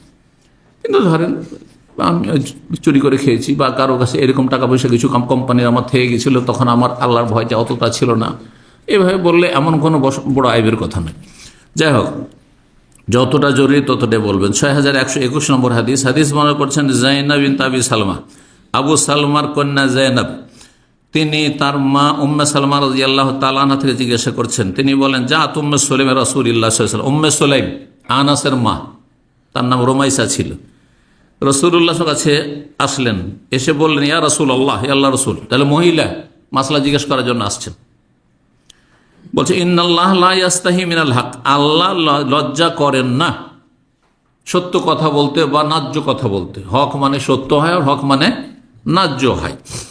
ন্যায্য কথা বলতে বা সত্য কথা বলতে আল্লাহ লজ্জা পান না, তো আমি কেন লজ্জা করবো? তা লজ্জা করে যদি থেকে যায়, তাহলে তো আমার ইবাদত বন্দেগী কবুল হবে না। নাপাক থেকে গেলাম, হয়তো গোসল ফরজ ছিল, আর সালাত পড়ে নিলাম। ফাহাল আলাল মারআতি গোসলুন, তাহলে ভূমিকা স্বরূপ ভূমিকা বাঁধলেন যে আল্লাহ সত্য কথায় বা ন্যায্য কথায় লজ্জা পান না, সুতরাং আমারও লজ্জা করা উচিত না। তাই বলছেন, ফাহাল আলাল মারআতি গোসলুন, মহিলাকে কি গোসল করতে হবে এজাহাত আলামাত, যদি স্বপ্নদোষ হয়ে যায়। অনেক মহিলা জানে না যে মহিলাদের স্বপ্নদোষ হয়, বরং অনেক পুরুষরা জানে না যে মহিলাদের স্বপ্নদোষ হয়, কারণ মহিলাদের স্বপ্নদোষ একেবারে কম হয়, পুরুষদের মতো নয়। জি, ফাকালা না, নবী সাল্লাল্লাহু আলাইহি ওয়াসাল্লাম, হ্যাঁ, স্বপ্নদোষ হলে কি করতে হবে? গোসল করতে হবে। এজা রাতিল মা, যদি বীর্য দেখে, কাপড় ভিজা দেখছে, হ্যাঁ, বীর্যপাত হয়েছে, তাহলে স্বপ্নদোষ মানে সহবাস নয়। স্বপ্ন যোগে সহবাস দেখলো কিন্তু কাপড় ভিজেনি, হ্যাঁ, বীর্যপাত হয়নি, তাহলে গোসল ফরজ হবে না? হবে না। কিন্তু সহবাস যদি হয়, জাগ্রত অবস্থায় সহবাস হয়, সহবাস হলো, বীর্যপাত হলো না, গোসল ফরজ হবে কি না? তখন গোসল ফরজ হবে। তাহলে স্বপ্নদোষের মাসলায় আর সহবাসের মাসলায় পার্থক্যটা মনে রাখবেন। সহবাস যদি হয়ে যায় আর স্বপ্নদোষ কি বলে বীর্যপাত নাও হয়, তবুও গোসল ফরজ। কিন্তু স্বপ্নে দেখলেন আপনি যে মিলন হইল, পুরুষ হোক আর নারী হোক, আর মানুষের একটি ইখতিয়ারি বিষয় নয়। স্বপ্নে কেউ কাউকে দেখছে আর তারপরে এমনটা হইল, এটা তার ইমানের দুর্বলতার প্রমাণ বহন করে না, কারণ এটা মানুষের ইখতিয়ারের বাইরে, ঘুমের অবস্থায় আল্লাহ ধরবেন না, জি, অনিচ্ছাকৃত সেটি। তবে সেটা যদি আবার এমন কারণে হয় যে আপনি সেখানে মনটা সব সময় ওই দিকে টেনে আছে, কোন একটা মেয়ের দিকে আপনার আকর্ষণ সবসময়, হ্যাঁ, এক মেয়ের কোন একজন পুরুষের দিকে আকর্ষণ, যার ফলে স্বপ্নে দেখছে বারবার করে, তাহলে তখন গুনহার কাজ, কিন্তু এটা মনে রাখতে হবে। কারণ এইভাবে জায়েজ নয় যে আপনি কোন একটা ছেলেকে টার্গেট বানাবেন অথবা কোন একটা মেয়েকে টার্গেট বানাবেন, আর স্বপ্ন সব জাগ্রত অবস্থায় সবসময় তার কল্পনা জল্পনা করতে আছেন। কারণ সারাদিন কল্পনা জল্পনা করলে রাত্রে দেখতেই পারেন, স্বাভাবিক বিষয় এটি হয়ে থাকে। আহলাম এটিকে বলা। জি 6122 নম্বর হাদিস বর্ণনা করছেন ইবনে ওমর রাদিয়াল্লাহু তাআলা আনহু। তিনি বলেন, নবী সাল্লাল্লাহু আলাইহি ওয়াসাল্লাম বললেন, মাসালুল মুমিনি কামাসালিশ শাজারাতিন খাদরা, মুমিনের উপমা হচ্ছে সবুজ বৃক্ষের মতো। এটা সবুজ পাতা বিশিষ্ট গাছ, আর মুমিন একরকম। মুমিন মুসলিমকে তুলনা করলেন কার সাথে?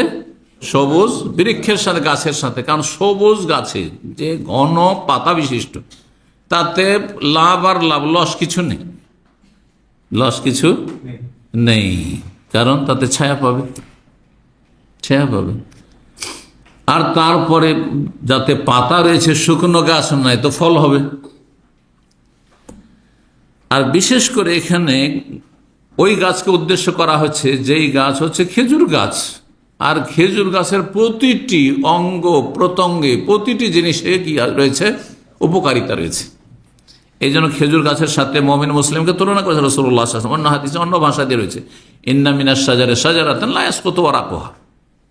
সহিহ বুখারীতে হাদিস একবার গেছে, কিতাবুল ইলমে প্রথম এসেছে যে গাছের মধ্যে কিছু গাছ আছে যার পাতা ঝরে পড়ে না, শুকিয়ে যায় কিন্তু ঝরে পড়ে না। ওয়াইন্নাহা মিসলুল মুসলিম, আর ওই গাছ হচ্ছে মুসলিমের মতো। গাছ হচ্ছে কার মতো? মুসলিমের মতো। বিভিন্ন দিক থেকে ওলামারা এর ব্যাখ্যা করেছেন। তার মধ্যে একটি হচ্ছে যে সেই গাছের সবকিছু উপকারী, যেমন একজন সত্যিকারের মুমিন মুসলিম হইলে মানুষের জন্য উপকারী, অপকারী না। মুমিন মুসলিম কেউ কারো ক্ষতি করবে না, কারো ক্ষতি করবে না, অমুসলিমেরও ক্ষতি করবে না। দেখেন, ধার্মিক যে ইসলাম সম্পর্কে জ্ঞান রাখে, আর জ্ঞান সহি বিশুদ্ধ জ্ঞানের ভিত্তিতে ইসলাম পালন করে, ধার্মিক, সত্যিকার ধার্মিক, সে কখনো অমুসলিমের সাথেও অন্যায় করে অবিচার করবে না। সে বিশ্বাস করে, আমি বিশ্বাস করি যে একজন অমুসলিমকে কেউ খুন করলে জাহান্নামে যেতে হবে, এতে কোনো সন্দেহ নেই। অমুসলিম, তাহলে কেউ যদি মুসলিমকে খুন করে যার রক্তের মূল্য অনেক বেশি আল্লাহর কাছে, কত বড় অপরাধ তাহলে চিন্তা করুন। তো এই জন্য মুমিন মুসলিমকে তুলনা করা হয়েছে কার সাথে? খেজুর গাছের সাথে। খেজুর গাছের প্রতিটি অঙ্গ প্রত্যঙ্গে যে উপকারিতা রয়েছে এ সম্পর্কে আলোচনা করা অনেক সময় লাগবে, বিভিন্ন সময় আলোচনা করা হয়েছে।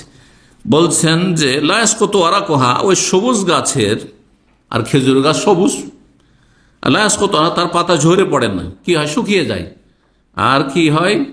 বলছেন যে ওয়ালা ইয়াতাহাত, আর সেই গাছের অন্য গাছের সাথে ঘেঁষাও লাগে না, সোজা হয়ে দাঁড়িয়ে থাকে, সোজা হয়ে দাঁড়িয়ে থাকে, অন্য গাছের সাথে ঘেঁষাও লাগে না। ফাকাল আল কওম, লোকেরা বিভিন্ন রকমের মন্তব্য করা শুরু করে, নবী সাল্লাল্লাহু আলাইহি ওয়াসাল্লাম গাছের নাম কি বলো তো দেখি। তখন সবাই আর মদিনার গাছের কথা চিন্তা করে না, মদিনার বাইরে মাঠে ঘাটে মরুভূমিতে গাছ তলাশ করছে। যে কেউ বলে হিয়া শাজারাতু গাছ, অমুক গাছ, হিয়া শাজারাতু গাছ, অমুক গাছ। ফারাত আন আকুল, আব্দুল্লাহ বিন ওমর অল্প বয়সী মানুষ, 15-16 বছর বয়স, যুবক ছেলে। ওমর রাদিয়াল্লাহু তাআলা আনহু সেখানে ওই মজলিসে বসে আছেন, আবু বকর সিদ্দিক রাদিয়াল্লাহু বসে আছেন, বাবা বাবা তুল্য সবাই বসে আছেন। সেই মজলিসে একটা যুবক ছেলে কি করে বলবে? লজ্জায় বলেনি, লজ্জায় যে এই কথা, এলেমের কথা বললেন না, এটা প্রশংসনীয় হইল না, নিন্দনীয়।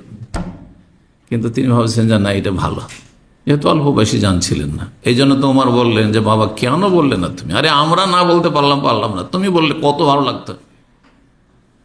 দেখেন, আমি প্রাইজ পাইনি হয়তো অত বড়, কিন্তু আমার ছেলে যদি আমার চাইতে বড় কোনো প্রাইজ পেয়ে যায় তো ওতে আরো বেশি খুশি, বুঝতে পারছেন না? জি হ্যাঁ। ইবনে ওমর বলছেন, আমি চাইলাম যে বলেই দিই যে আপনারা বলতে পারছেন না হে নাখলাত, এটি তো খেজুর গাছ যার পাতা ঝরে পড়ে না। ওয়ানা গোলামুন শাবুন, কিন্তু আমি তখন একজন যুবক বালক, এখনো বালক, হ্যাঁ সদ্য সাবালক হয়েছে। ফাস্তাহিয়াইতু, আমি লজ্জা পেয়ে গেলাম। কি বললেন? লজ্জা পেয়ে গেলেন, আর লজ্জায় মুখ খুললেন না, বললেন না। নবী সাল্লাল্লাহু আলাইহি ওয়াসাল্লাম দেখলেন যে কেউ যখন জবাব দিতে পারলো না, অথচ ইবনে ওমর জানছিলেন, বললেন হে নাখলা, তো ওটা খেজুর গাছ, তোমার তলাশ করি পাও না, খেজুর গাছের পাতা ঝরে পড়ে না।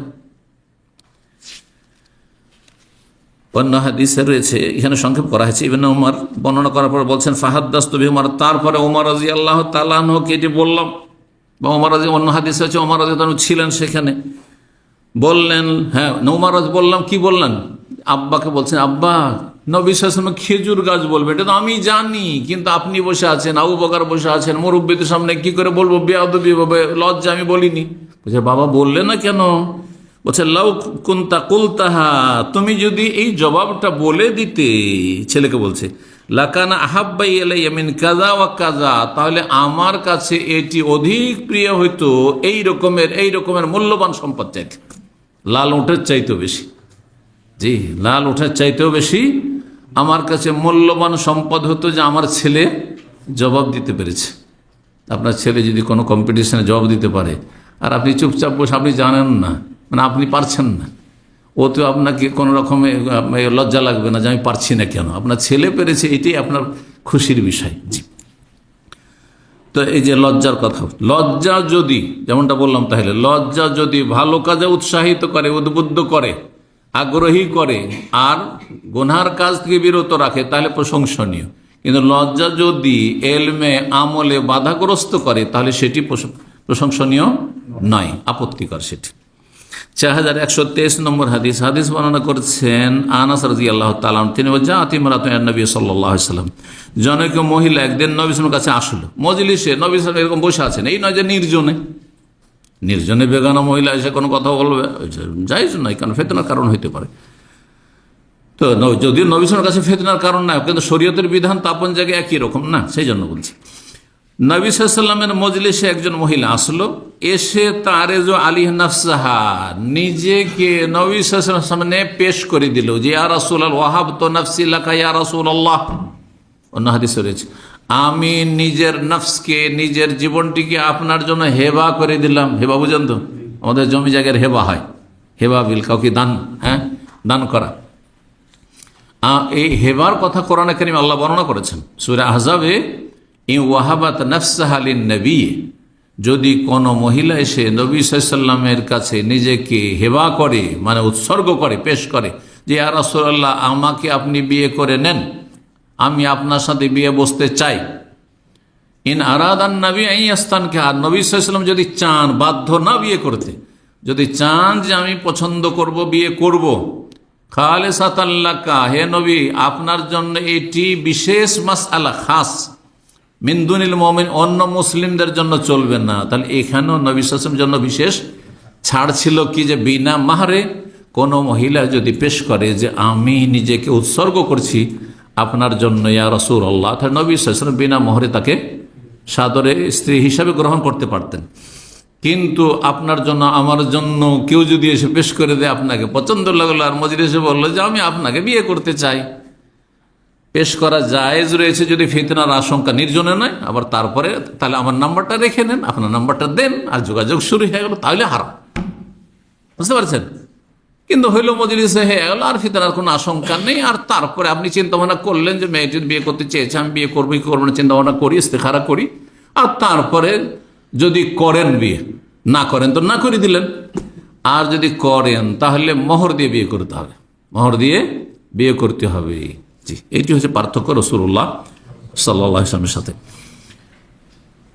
যখন এই মহিলা নিজেকে পেশ করে দিল নবী সাল্লাল্লাহু আলাইহি ওয়াসাল্লামের সামনে, কি বলে, হাল্লাকা হাজাতুন ফিয়া, আপনি কি আমার প্রয়োজন মনে করছেন, মানে আমাকে স্ত্রী হিসাবে গ্রহণ করার প্রয়োজন বোধ করছেন।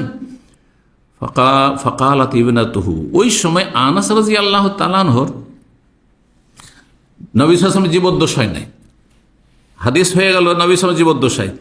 কিন্তু এই ঘটনা যখন বর্ণনা করছেন আনাস রাদিয়াল্লাহু তাআলা আনহু, তখন বয়স তার হয়ে গেছে, তার মেয়ে সাবালিকা হয়েছে। কারণ আনাস রাদিয়াল্লাহু তাআলা আনহু তো নবী সাল্লাল্লাহু আলাইহি ওয়াসাল্লাম জীবদ্দশায়, হ্যাঁ, একজন যুবক ছেলে ছিল, আর খাদেম ছিল, ছোট ছেলে। তো পরে যখন হাদিসটি বর্ণনা করছেন তার জামানায় নবী সাল্লাল্লাহু আলাইহি ওয়াসাল্লাম ইন্তেকালের পরে আনাস, তখন তার মেয়ে শুনছিল ঘটনাটি, যে একজন মহিলা আসলো আসার পরে নবী সাল্লাল্লাহু আলাইহি ওয়াসাল্লামের সামনে নিজেকে পেশ করে দিল, বলে যে ইয়া রাসূলুল্লাহ, আমার কি প্রয়োজন, আপনি বোধ করছেন বিয়ে করবেন? যদি বিয়ে করেন তো আমি প্রস্তুত আছি। ফাকালাত ইবনাতুহু, আনাসের মেয়ে তখন বলল, মা আকাল্লাহ ইয়া আহা, এই মহিলা কত নির্লজ্জ, এ মহিলা কতই বেহায়া নির্লজ্জ, এত কি আর নির্লজ্জ হয়? কি করে এসে বলছে যে আমাকে বিয়ে করে নেন, হ্যাঁ আমি আপনার জন্য নিজেকে উৎসর্গ করে দিচ্ছি। ফাকালা, তখন আনাস বলছেন মেয়েকে ধমক দিয়ে, হেয়া খায়রুম মিনকি, ওই মহিলাটি তোমার চাইতে নেক, তোমার চাইতে ভালো। জি, কেন? আরাজাত আলা রাসূলিল্লাহ নাফসাহা, সে রাসূলুল্লাহ সাল্লাল্লাহু আলাইহি সাল্লামকে তার জীবনটা পেশ করেছিল। হ্যাঁ, নবী সাল্লাল্লাহু আলাইহি সাল্লামের সামনে নিজেকে উৎসর্গ করেছে। তার বড় আশা আকাঙ্ক্ষা ছিল যে নবী সাল্লাল্লাহু আলাইহি সাল্লামের যদি সহধর্মিণী হয়ে আল্লাহর কাছে যেতে পারি এবং জান্নাতি হইতে পারি, ঠিক কিনা, এ মর্যাদা পাওয়ার জন্য। তাহলে তার মধ্যে দিনদারি পরেশগারি ছিল বলেই তো পেশ করেছে। তোমার চাইতে ভালো, তোমার চাইতে ভালো সেই মহিলা, আর তুমি এটিকে আইবের বিষয় মনে করছো। এইরকমই আমাদের সমাজে অনেক লজ্জা আছে ভালো কাজে বাধা দেয়। এর উদাহরণ দিই, না হলে বুঝবেন না। আমাদের সমাজে ছেলে পক্ষ প্রস্তাব দেয়, মেয়ে পক্ষ জীবনে প্রস্তাব দেয়। আপনার মেয়ে সাবালিকা হয়েছে, আর একটা ছেলে পছন্দ, আর বলবেন যে বাবা তুমি বিয়ে করলে আমার মেয়ে তোমার জন্য আছে। অথবা হ্যাঁ, ছেলের বাবাকে যে আপনার তো ছেলে আছে আর আমার মেয়ে আছে, তো আমার মেয়েটা আপনার ছেলেকে দিতে চাই না। এটা আইবের বিষয় হয়ে গেল সামাজিকভাবে, আমাদের পারিবারিক বা সামাজিকভাবে এটি বড় দূষণীয় বিষয়। তাহলে এর কারণে আপনি একটা ভালো ছেলে হাতছাড়া, ওর তো গায়েব জানেন না যে আপনি মেয়ে দেবেন। অনেক সময় হয় কি যে পয়সাওয়ালা অথবা প্রভাবশালী বংশ অথবা এলেমওয়ালা মানুষ, হ্যাঁ মেয়ের বাবা, তখন ওই একটা ছেলে ভাবছে যে আমি তো গরিব মানুষ, অথবা আমি তো একটা সাধারণ পরিবারের আর আলেম পরিবারের মেয়ে, অথবা পয়সাওয়ালা পরিবারের মেয়ে, প্রভাবশালী বংশ, সেই বংশে কেউ মেয়ে দেয় আমাদেরকে, ও কল্পনাও করতে পারেনি। গায়েব তো আর অন্তর কথা জানে না। কিন্তু যার কারণে কি হইলো, আপনি একটা ভালো ছেলে হাতছাড়া করে দিলেন। আপনি বলতে পারতেন, আপনি সাহাবায়ে কেরাম অহরহ বলেছেন, অহরহ ছেলে পছন্দ হয়েছে, বলেছেন যে আমার মেয়ে আছে, তোমার সাথে বিয়ে দিই তুমি চাইলে, হ্যাঁ ঠিক আছে, কোনো লজ্জা নেই। আচ্ছা হইল না, আমাদের সমাজে আরো জেহালাত কি আছে, যদি কথাবার্তা বিয়ে শাদীর হয়ে যায়, ছেলে পক্ষ থেকে হোক আর মেয়ে পক্ষ থেকে খুবই কম হয়, হয়ে গেল, আর তারপরে যদি বিবাহটা ভেঙে গেল, সারা জীবনের জন্য শত্রুতা থেকে গেল। কত মূর্খের মূর্খ এই সমাজ, বাস্তব কথা বলছিলেন। আমি আমার লাইফে শুধু একজন আলেমকে পেয়েছি, আছে হয়তো অনেক আলেমই, যে যাদের সাথে আমাদের বিয়ে শাদীর কথাবার্তা হয়েছিল, আমার এক ভাইয়ের, আর তারপরে বিয়ে শাদীটা আমাদের পক্ষ থেকে হইল না, কিন্তু আলহামদুলিল্লাহ আগে যে সুসম্পর্ক ছিল ওই রকমই আছে। আর অধিকাংশগুলো দেখেছি যদি বিয়ে শাদীর কথা হয়ে যায় আর তারপরে না হয়ে যায়, তাহলে ভিতরে কিছু না কিছু কালি তো ঢুকে আছে, বুঝতে পারছেন না, ভিতরটা আর পরিষ্কার হলো না। এটা চরিত্রহীনতা, এটা খারাপ জিনিস না, মোটেই না। এটা হচ্ছে ব্যবসা বাণিজ্যের মতো, কেনা বেচার ক্ষেত্রে আপনি মোবাইল বিক্রি করবেন, আমি কিনবো, আর তারপরে আপনি চাইলেন যে আমি ভাই 2000 রিয়াল নেব, আমি বললাম 2000 না, আমি 1500 দেবো, গাড়ি কিনাবেন, আর এই কম বেশিতে, আর তারপরে কেনা হইল না, মনোমালিন্য হয়ে যাবে। ওই রকমই হচ্ছে বিয়ে শাদীর বিষয়টি। বিয়ে হোক আর না হোক, কারোর সাথে সম্পর্ক খারাপ করবেন না। সম্পর্ক খারাপ করেন তার মানে আপনার ইমানে ত্রুটি আছে।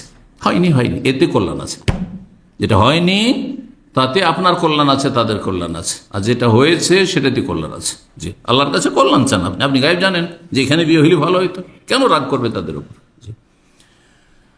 80 নম্বর অধ্যায় বলছেন বাবু কওলিন নবী সাল্লাল্লাহু আলাইহি ওয়াসাল্লাম ইয়াসসিরু ওয়ালা তুআসসিরু। এই অধ্যায় হচ্ছে নবী সাল্লাল্লাহু আলাইহি ওয়াসাল্লামের বাণী সম্পর্কে। নবী সাল্লাল্লাহু বলেছেন তোমরা সবসময় সহজ করো মানুষের জন্য, কঠিন করে দিও না। যে কোনো বিষয় সহজ করবেন, যে কোনো বিষয়কে ইজি করে দিবেন, মুশকিল করবেন না। সেটা ব্যক্তি পর্যায়ে হোক, ধরেন একটু সমস্যা হয়েছে, সহজ করে দেন বিষয়টি। একটু মনোমালিন্য হয়েছে, তর্কাতর্কি হয়েছে, তার মন খারাপ করে নিলেন, আর তারপরে বাঁকা চলছে না, ভাই সালাম দিয়ে দেন সাথে সাথে, একটু ভাই সালাম আলাইকুম, ভাই কেমন আছেন, হ্যাঁ এগুলো ঝামেলা শেষ। সব কিছুকে সহজ করেন। আপনারা যারা প্রবাসে থাকছেন, একই রুমে থাকছেন, অনেক সময় আলাদা আলাদা খাওয়া দাওয়া করছেন, বা একসময় একসাথে খেতেন, আর তারপরে আলাদা হয়েছেন, ভিন্ন হয়েছেন, সম্পর্ক খারাপ হলে একসাথে খেতো তারপর ভিন্ন হয়েছে, কোনো সম্পর্ক নেই, বা একটা দূরত্ব চলে এসছে না, মোটেই না। এই যে সহজ করে দেন বিষয়গুলিকে, যখন ভালো লাগছিল একসাথে খেয়েছে, এখন আলাদা হয়েছে, কোনো ব্যাপার না, কোনো ব্যাপার না। সব কিছুকে, যে কোনো বিষয়কে সহজ করার চেষ্টা করবেন, ওয়ালা তোয়াসের কঠিন করবেন না। অনেক মূল্যবান কথা এই কথাগুলি। জি, ওয়াকানা ইউহিব্বু তাখফীফা ওয়াল ইউসরা আলান নাস, নবী সাল্লাল্লাহু আলাইহি ওয়াসাল্লাম পছন্দ করতেন হালকা করা, যে কোনো বিষয়কে হালকা করে দেন, ওয়াল ইউসর এবং সহজ করা মানুষের জন্য, আলান নাস। 6124 নম্বর হাদিস বর্ণনা করেছেন সাঈদ ইবনে আবি বুরদা, তার পিতা আবু বুরদা ইবনে নিয়ার থেকে, আন জাদ্দিহি, তার পিতা থেকে বলছেন, কাল লম্বা বাসাহু রাসূলুল্লাহ সাল্লাল্লাহু আলাইহি ওয়াসাল্লাম, রাসূলুল্লাহ সাল্লাল্লাহু আলাইহি ওয়াসাল্লাম যখন পাঠালেন তাকে এবং মুআয ইবনে জাবালকে, তার দাদাকে এবং মুআয ইবনে জাবালকে পাঠালেন। এই দুজনকে কোন জায়গায় পাঠিয়েছিলেন? মুআয ইবনে জাবালকে কোথায় পাঠিয়েছিলেন? ইয়ামান দেশে। তখনকার ইয়ামান কিন্তু নাজারানকে বলা হয়তো, আবহা বাহা এলাকা, এগুলোকে সব ইয়ামান বলা হয়তো। কাবার ডান দিকে যত, ইয়ামিনুল কাবার ডান দিকে যতগুলি এলাকা সবগুলিকে ইয়ামান বলা হইতো তখন। জি, এখন না হয় বর্ডার হয়েছে, হ্যাঁ, দেশের বর্ডার হয়েছে, তখন বর্ডার নাই। কাবার ডান দিকে পড়লে ইয়ামান, হ্যাঁ, ইয়ামিন মানে কি? ডান হাত না? হ্যাঁ, আর কাবার বাম দিকে পড়লে শাম, কারণ শাম উলাইকা আসহাবুল মাশআমা আছে না? মাশআমা মানে কি? বাম। জি, যেমন ইয়ামিনের বিপরীত শেমাল হয়, তেমনি মাশআমা শাম থেকে, শাম মানে বাম। তো কাবার বাম দিকে যতগুলি এলাকা সেগুলিকে শাম বলা হয়তো। এই জন্য তখনকার যুগে তাবুক, তারপরে আপনার আর আজকালকার জামানার আপনার আরো যেসব শহরগুলি আছে, কোরাইয়া, এগুলো সব ওদিকে শাম বলা হইতো, ওদিকটাকে শাম বলা হইতো। তো রাসূলুল্লাহ সাল্লাল্লাহু আলাইহি ওয়াসাল্লাম তাদেরকে পাঠিয়েছিলেন ইয়ামান দেশে, আর বলেছিলেন তাদেরকে ইয়াসসিরা, জনগণের জন্য দায়িত্বশীল হয়ে যাচ্ছেন, তোমরা সহজ করবে, ওয়ালা তুআসসিরা, কঠিন করে দেবে না, ওয়াবাশশিরা, তাদেরকে সুসংবাদ দেবে, মানে আশ্বস্ত করবে। ভাই, কোনো কিছু আশা নেই, কেউ যদি আসে তো আশ্বস্ত করেন, দিতে পারেন, কম পারেন, বেশি পারেন, কিন্তু আশ্বস্ত করেন। আগে যদি না করে দেন তাহলে এতে হবে কি, মানুষ দূরে সরে যাবে, কিন্তু আশ্বস্ত করেন। আর কেউ ওয়ালা তুনাফিরা, ঘৃণা ছড়াবে না, ওয়া তাতাওয়া, আর দুইজন তোমরা দায়িত্বশীল যাচ্ছ, তোমরা পরস্পর মেলামেশা করে, মানে পরস্পর মিলিতভাবে, সম্মিলিতভাবে কাজ করবে, একমত হয়ে কাজ করবে, সহমত হয়ে কাজ করবে, আপোষে বিরোধী না হয়ে যায়। এখন দুইজন দায়িত্বশীল গিয়ে দুইজনে যদি ফাটাফাটি শুরু করে দেয়, তো জনগণ তো হতভম্ব হয়ে যাবে যে দুইজন এসছেন নবী সাল্লাল্লাহু আলাইহি ওয়াসাল্লামের পক্ষ থেকে দায়িত্বশীল, আর আপোষে তারাই কি করছে, গন্ডগোল করছে। এই তোমরা সম্মিলিতভাবে কাজ করবে। কাল আবু মুসা আশআরী রাদিয়াল্লাহু তাআলা বলেন, ইয়া রাসূলুল্লাহ, ইন্না বিআরদিন, আমরা এমন অঞ্চলে বসবাস করি, ইউসনাউ ফিহা শারাবুন মিনাল আসাল, যেখানে মদ তৈরি করা হয়, মিনাল আসাল, মধু থেকে, মধু দিয়ে মদ তৈরি করতো তাহলে সেই যুগে। ইউকালু লাহু, সেই মদকে বলা হয় বিত', সেই মদের নাম হচ্ছে বিত'। ওয়া শারাবুন, আর এক ধরনের মদ তৈরি করা হয় মিনাশ শাইর, জব দিয়ে, গম দিয়ে, ভাত দিয়ে, পচা ভাত দিয়ে, বাসি ভাত দিয়ে, কত রকম মদ তৈরি হয়, হ্যাঁ, আঙ্গুর দিয়ে, খেজুর দিয়ে মদ তৈরি করে মদখোরেরা। ও শারাবু মিনাশ শাইর, আর মদ তৈরি হয় এক ধরনের জব থেকে, ইউকাল লাহুল মিজর, যেটাকে মিজর বলা হয়। তাহলে এক এক ধরনের মদের নাম আলাদা আলাদা, ভিন্ন ভিন্ন ছিল। ফাকালা রাসূল, কোনটা হারাম? উদ্দেশ্য হচ্ছে যে যেটা মধু দিয়ে তৈরি করা হয়, এমনি মধু তো ভালো জিনিস, কিন্তু মধুতে যদি নেশা চলে আসে, হ্যাঁ, মধুকে এমন করে দিল যে তাতে কি চলে আসলো, নেশা চলে আসলো, নেশাজাত হয়ে গেল, তাহলে হারাম হয়ে গেল তখন ভালো জিনিসটা। খেজুরের রস, আমাদের অঞ্চলে খেজুর আর তালের রস, অনেকে খেজুর রস, তালের রস দিয়ে মদ বানিত, ছোটকালে দেখেছি, দেখিনি সরাসরি, কিন্তু জানতাম যে এই এলাকার লোকেরা ইয়ে খায়। তাল গাছ খুব অনেক বেশি ছিল, তো সেই এলাকা, আমি এক জায়গায় শিক্ষকতা করেছি, আমার বাড়ি থেকে প্রায় মোটামুটি 20-30 কিলোমিটার দূরে, মদিনা আসার আগে। তো ওই এলাকায় তাল গাছ অনেক বেশি, বরিন্দ্র এলাকা, উঁচা এলাকা, আর সেই এলাকার অনেক লোক আরে অনেক মুরব্বিগুলো নামাজও পড়তো, আবার ওই কি করতো, তালের তারিখে টক করে খাট্টা করে মদ বানিয়ে খেত, রোদরে রেখে দিল, আর তারপরে সেটাতে যখন নেশা চলে আসলো তখন খেত, মদ করে। তো কোনটা হালাল কোনটা হারাম এটা জিজ্ঞাসা ছিল। তখন নবী সাল্লাল্লাহু আলাইহি ওয়াসাল্লাম একটি কায়দা বলে, নীতিমালা বলে দিলেন, সার্কুলার। কোনটা হারাম? কুল্লু মুস্কিরিন হারামুন, প্রত্যেক এমন বস্তু, এমন খাদ্য বা পানীয় বস্তু যেটা নেশাজাত, যাতে নেশা চলে এসছে, সেটি হারাম। কারণ খেজুরকে যদি কেউ পানিতে ভিজিয়ে রেখে দেয়, এখন সন্ধ্যাবেলা ভিজালেন, সকালে খাবেন, তাহলে তাতে নেশা আসবে না। কিন্তু সেটা যদি 3-4 দিন ভিজিয়ে রেখে দেন, আর গরমের সময় যদি হয়, তো একেবারে নেশা চলে আসবে, নেশা চলে আসবে, হারাম হয়ে যাবে তখন। 6125 নম্বর হাদিস। হাদিস বর্ণনা করেছেন আনাস রাদিয়াল্লাহু তাআলা, তিনি বললেন যে নবী সাল্লাল্লাহু আলাইহি ওয়াসাল্লাম বলেছেন, ইয়াসসিরু, তোমরা সহজ করিও, ওয়ালা তুআসসিরু, কঠিন করিও না, ওয়াসাক্কিনু, আর তোমরা শান্ত করিও। কোথাও গেলে, যেখানে থাকেন না কেন, পরিবেশকে অশান্ত করবেন না, যাতে করে শান্ত থাকে। ওয়ালা তুনাফিরু, আর ঘৃণা ছড়াবে না। 6126 নম্বর হাদিস। হাদিস বর্ণনা করেছেন মা আয়েশা রাদিয়াল্লাহু তাআলা, তিনি বলেন, মা খুইয়্যারা রাসূলুল্লাহ সাল্লাল্লাহু আলাইহি ওয়াসাল্লাম বাইনা আমরাইনি কাত্তু ইল্লা আখাযা আইসারাহুমা, রাসূলুল্লাহ সাল্লাল্লাহু আলাইহি ওয়াসাল্লামকে যদি স্বাধীনতা দেওয়া হইতো দুটো বিষয়ের মাঝে, আল্লাহর পক্ষ থেকে, নবীকে স্বাধীনতা দেওয়া হতো, কার পক্ষ থেকে? নবীকে স্বাধীনতা দাতা কে?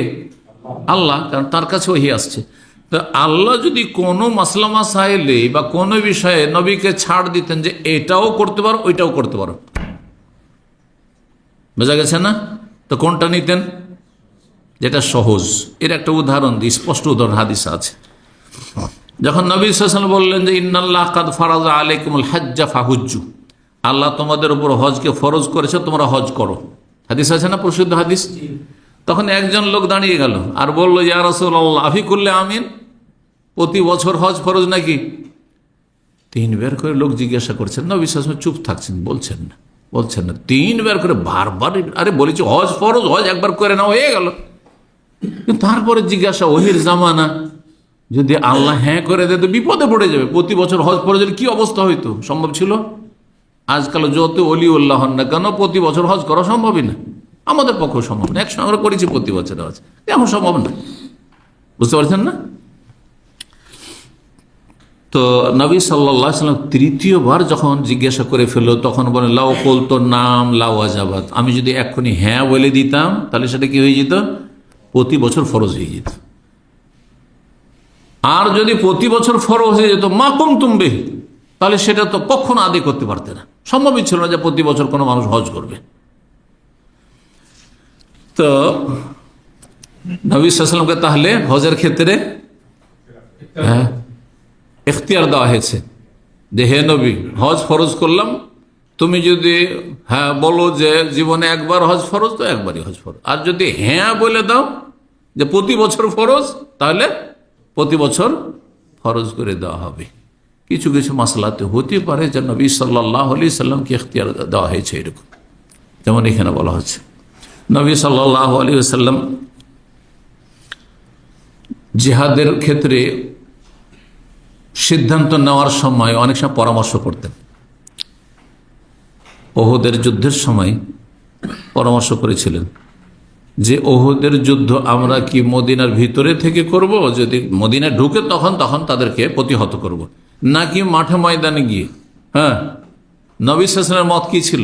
যে আমরা বাইরে যাব না, থাক, এখানে থাকি, যদি কাছে আসে মদিনায় ঢুকতে আসে তখন প্রতিহত করবো, তখন মারবো তোদের।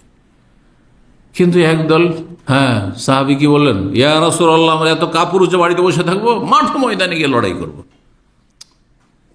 কোনটা সহজ? আরে ঘরে সংসারে নিজের ছেলে মেয়েদের সামনে আছেন, কাছে আছেন, তাদের খোঁজ খবর রাখতে পারছেন, কিন্তু যখন ময়দানে 3 কিলোমিটার 4 কিলোমিটার দূরে যখন ওহদের ময়দানে চলেন, তখন তার বাড়ির খোঁজ নাই। বাড়ির যদি পেছন দিক থেকে ইহুদিরা সেখানে বসবাস করে, গাদ্দারি করে তাদের ঢুকিয়ে দেয় কাফেরদেরকে এদিক থেকে, ভয় ছিল কি ছিল না? তো একটি সহজ আর একটি কঠিন, কিন্তু সাহাবাই কেরাম যখন কঠিনটাকে চয়েস করে নিল, বলে ঠিক আছে, তাহলে তোমরা যখন সেটাই বলছো চলো যাও মাঠে গিয়ে লড়ো, বুঝতে পারছেন না? জি। তো তো রাসূলুল্লাহ সাল্লাল্লাহু আলাইহি ওয়াসাল্লামকে যখনই দুটো বিষয়ের মাঝে স্বাধীনতা দেওয়া হয়েছে, ইল্লা আখাযা আইসারাহু, তখন যেটি সহজ সেটিকে গ্রহণ করেছেন। মা লাম ইয়াকুন ইসমান, তবে গুনহার কাজ যেন না হয়। আবার সুবিধাবাদী হবেন না। হ্যাঁ, আজকাল কিন্তু সুবিধাবাদী অনেক ফতোয়ার ক্ষেত্রে, হ্যাঁ ধরেন একটু ঢিলা ফতোয়া পেয়ে গেছেন, এই শবে বরাত বলি, শবে বরাত নামে কোনো রাত নেই, কোনো হাদিসে নেই। শবে বারাত মানে লাইলাতুল বারাত, সব মানে রাত। এই শব্দটি কোন আয়াতে কোন হাদিস আছে? এর নামটি তো বেদাত। আমি যেন আলোচনায় বলেছি, এর নামটি হচ্ছে, যারা শবে বরাত বললেন মানে বেদাতি কথা বললেন। 15 শাবানের কথা, নিসফে শাবান আছে, শাবানের অর্ধেক এই কথা আছে, বুঝছেন না? আচ্ছা, নিসফে শাবান সম্পর্কে যে হাদিসগুলি রয়েছে সবগুলি হয় জাল কিছু, আর জয়ীফ অত্যন্ত দুর্বল। একটি হাদিস নিয়ে ইখতিলাফ রয়েছে, অধিকাংশ আলেমরা ওটিকেও জয়ীফ বলেছেন। তারপরে সেই রাতে ওই হাদিসে কোনো বিশেষ ইবাদতের কথাও নেই। কি আছে? ওই রাতটিতে যদি আপনার মধ্যে দুটো ভালো গুণ থাকে তাহলে আল্লাহ আপনাকে মাফ করে দেবেন, এই কথা আছে। দুটো ভালো গুণ কি? হ্যাঁ, যদি তৌহিদ থাকে, কাকে মাফ করবেন না? ইল্লা লি মুশরিকিন আও মুসাহির, মুশরিককে মাফ করবেন না। তাহলে যারা মাজারপন্থী, পীরপন্থী, যারা মনে করে পীরেরা উদ্ধার করতে পারে, তাদেরকে আল্লাহ ক্ষমা করবেন না। যাদের মধ্যে শিরক আছে তাদেরকে মাফ করবেন না। আর মুসাহিন, মুসাহিনের দুটো ব্যাখ্যা, একটা হচ্ছে বেদাতি, মুবতাদি। বেদাতিকে আল্লাহ মাফ করবেন না। যারা মিলাদ করে, কিয়াম করে, যারা নিয়ত পড়ে, আর যারা আপনার ওই শবে বরাতে হালুয়া রুটি করে, দলে দলে গিয়ে কবর যায়, তাদেরকে আল্লাহ মাফ করবেন না। হলো না? আর মুসাহিনের আর একটি ব্যাখ্যা হচ্ছে বিদ্বেষী, যাদের অন্তরে বিদ্বেষ আছে, একে অপরকে ঘৃণা করে, ওকে দেখতে পারি না আমি, ওকে আমার ভালো লাগে না, ওকে আমি চাই না আমার সামনে, হ্যাঁ ঘৃণা করে, কারোর সাথে বিদ্বেষ শত্রুতা আছে, ওকে আল্লাহ মাফ করবেন না। তাহলে এই দুটো বৈশিষ্ট্য আপনার মধ্যে, বা 3টি বৈশিষ্ট্য নিয়ে আসেন। কি? যে আপনি শিরকি আকীদা রাখবেন না, শিরকি আমল করবেন না, বেদাতি হবেন না, বেদাত মুক্ত হবেন, শিরক মুক্ত হবেন, দুটো হয়ে গেল। আর বিদ্বেষ শত্রুতা হিংসা মুক্ত হবেন, ভিতরে হিংসা শত্রুতা লালন করবেন না, তাহলে আল্লাহ মাফ করে দিবেন।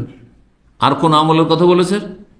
যে 15 শাবানের রাত, আজকের রাতে, এই রাতে তোমরা নফল পড়ো, সুযোগ আছে নাকি?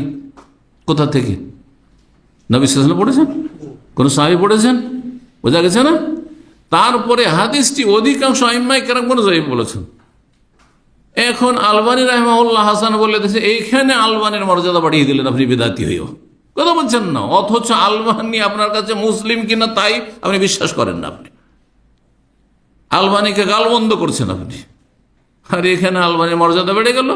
সুবিধাবাদী না? সুবিধাবাদী হইলে হবে না, হক্কানি হইতে হবে। জি, যেখানে সুবিধা, যেমন আপনি একজন হানাফি মযহাবের লোক, আর 3 তালাক দিয়ে দিলেন, আর দেওয়ার পরে দেখলেন যে 3 তালাক দিয়ে দিয়েছি একসাথে, তো হানাফি থাকলে তো 3 তালাক 3 হয়েই গেছে। সবকিছুতে, নামাজে হানাফি, রোজায় হানাফি, হজে হানাফি, জাকাতে হানাফি, সবকিছুতে হানাফি, কিন্তু 3 তালাকের মাসলাতে লামযহাবী হয়ে গেলেন। এসে আহলে হাদিস মাদ্রাসায় চলে আসলেন, ফতোয়া নিয়ে চলে গেলেন আপনি যে 3 তালাক 1 তালাকই হয়। আর একজন আহলে হাদিস আলেম, হ্যাঁ দিল আপনার জন্য একবার বিবিকে হালাল করে, না আপনার জন্য না, সেটা যে কোরআন সুন্নাহর গিয়ারে থাকবে তার জন্য সেটি, এটি হচ্ছে কারণ। আপনি এখানে সুবিধাবাদী হয়ে গেলেন, সব কিছুতে হানাফি থাকবো, বা অন্য মযহাবেও যারা 3 তালাক বলছে তাদের ওই মযহাবই থাকবো, আর আমি শুধু এই তালাকের মাসলাতে কি হয়ে যাব? গায়র মুকাল্লিদ লামযহাবী আহলে হাদিস হয়ে যাব। চলবে? মোটেই চলবে না। জি, মালাম এখন ইসমান, যতক্ষণ গুনাহ না, আপনার জন্য গুনাহ, কারণ আপনি তো কোরআন হাদিসের গিয়ারে না, তাহলে আপনি এখানে কেন আসছেন? আপনি মযহাবের উপর থাকছেন, মযহাবের উপর থাকেন। আপনার মযহাব বলছে 3 তালাক হয়ে গেছে, আর না হইলে সবটা ঠিক করে এসে সবগুলি সঙ্গে, নামাজও সালাফি হন, আহলে হাদিস হন, রোজা তো আহলে হাদিস, আর হজ, যাকাত, ইবাদত, বندگی, আখলাক, আমল, বিয়ে, শাদী, সব কিছুতে। বিনা ওলিতে বিয়ে হয় না? হয় না? হয় না। এটা হচ্ছে হাদিসের কথা, কিন্তু হানফি মযহাবে সাবালিকা হইলে বিয়ে হয়ে যায়। এই জন্য কোর্ট ম্যারেজ এই নয় যে ইসলাম বিরোধী, তাদের হানফি মযহাব মোতাবেক তাদের কোর্ট চলছে, কথা বুঝতে পারছেন? এই জন্য কাজী পড়িয়ে দিচ্ছে। হ্যাঁ, গিয়ে কোর্ট ম্যারেজ হয়ে যাচ্ছে, কাজী পড়িয়ে দিল। কেন? কারণ আপনার কোর্ট চলছে, আদালত চলছে, হ্যাঁ সেখানকার সংখ্যাগরিষ্ঠ যেহেতু হানাফি, সুতরাং হানাফি ফেকা হিসাবে তাদের কোর্ট চলছে, ভারতে হোক, বাংলাদেশ হোক, পাকিস্তানে হোক। সুতরাং ওখানে তার বিয়ে পড়িয়ে দিয়েছে তারা। এখন আপনি এখানে গিয়ে সুবিধাবাদী হয়ে যাবেন যে এখানে যেহেতু আমার মেয়েটা চলেই গেছে পালিয়ে, অথবা আমি নিয়ে চলে এসেছি একটা মেয়েকে, বা আমার ছেলে নিয়ে চলে এসেছে, ওখানে গিয়ে হানাফি হয়ে গেলেন। আর যখন তালাকের মাসলা হলো তখন সালাফি হয়ে গেলেন। চিন্তা করেন আপনি, সুবিধাবাদী হওয়া চলবে? যেখানে তো চলবে, কিছু কিছু মজহাবে আছে বিনা ওলিতে সাবালিকা মেয়ে হলে চলে, না বালিকার শুধু চলে না। এই কথা বলার অধিকার নেই। লা নিকাহ ইল্লা আইয়ুমা ইমরাতিন, যে কোনো মহিলা, যে কোনো মহিলার কথা বলেছে, যে কোনো স্তরে, সে কুমারী হোক, অকুমারী হোক, তালাকপ্রাপ্ত হোক, বিধবা হোক, যাই হোক না কেন, নাবালিকা হোক, সাবালিকা হোক, সবার ক্ষেত্রে আইয়ুমা ইমরাত।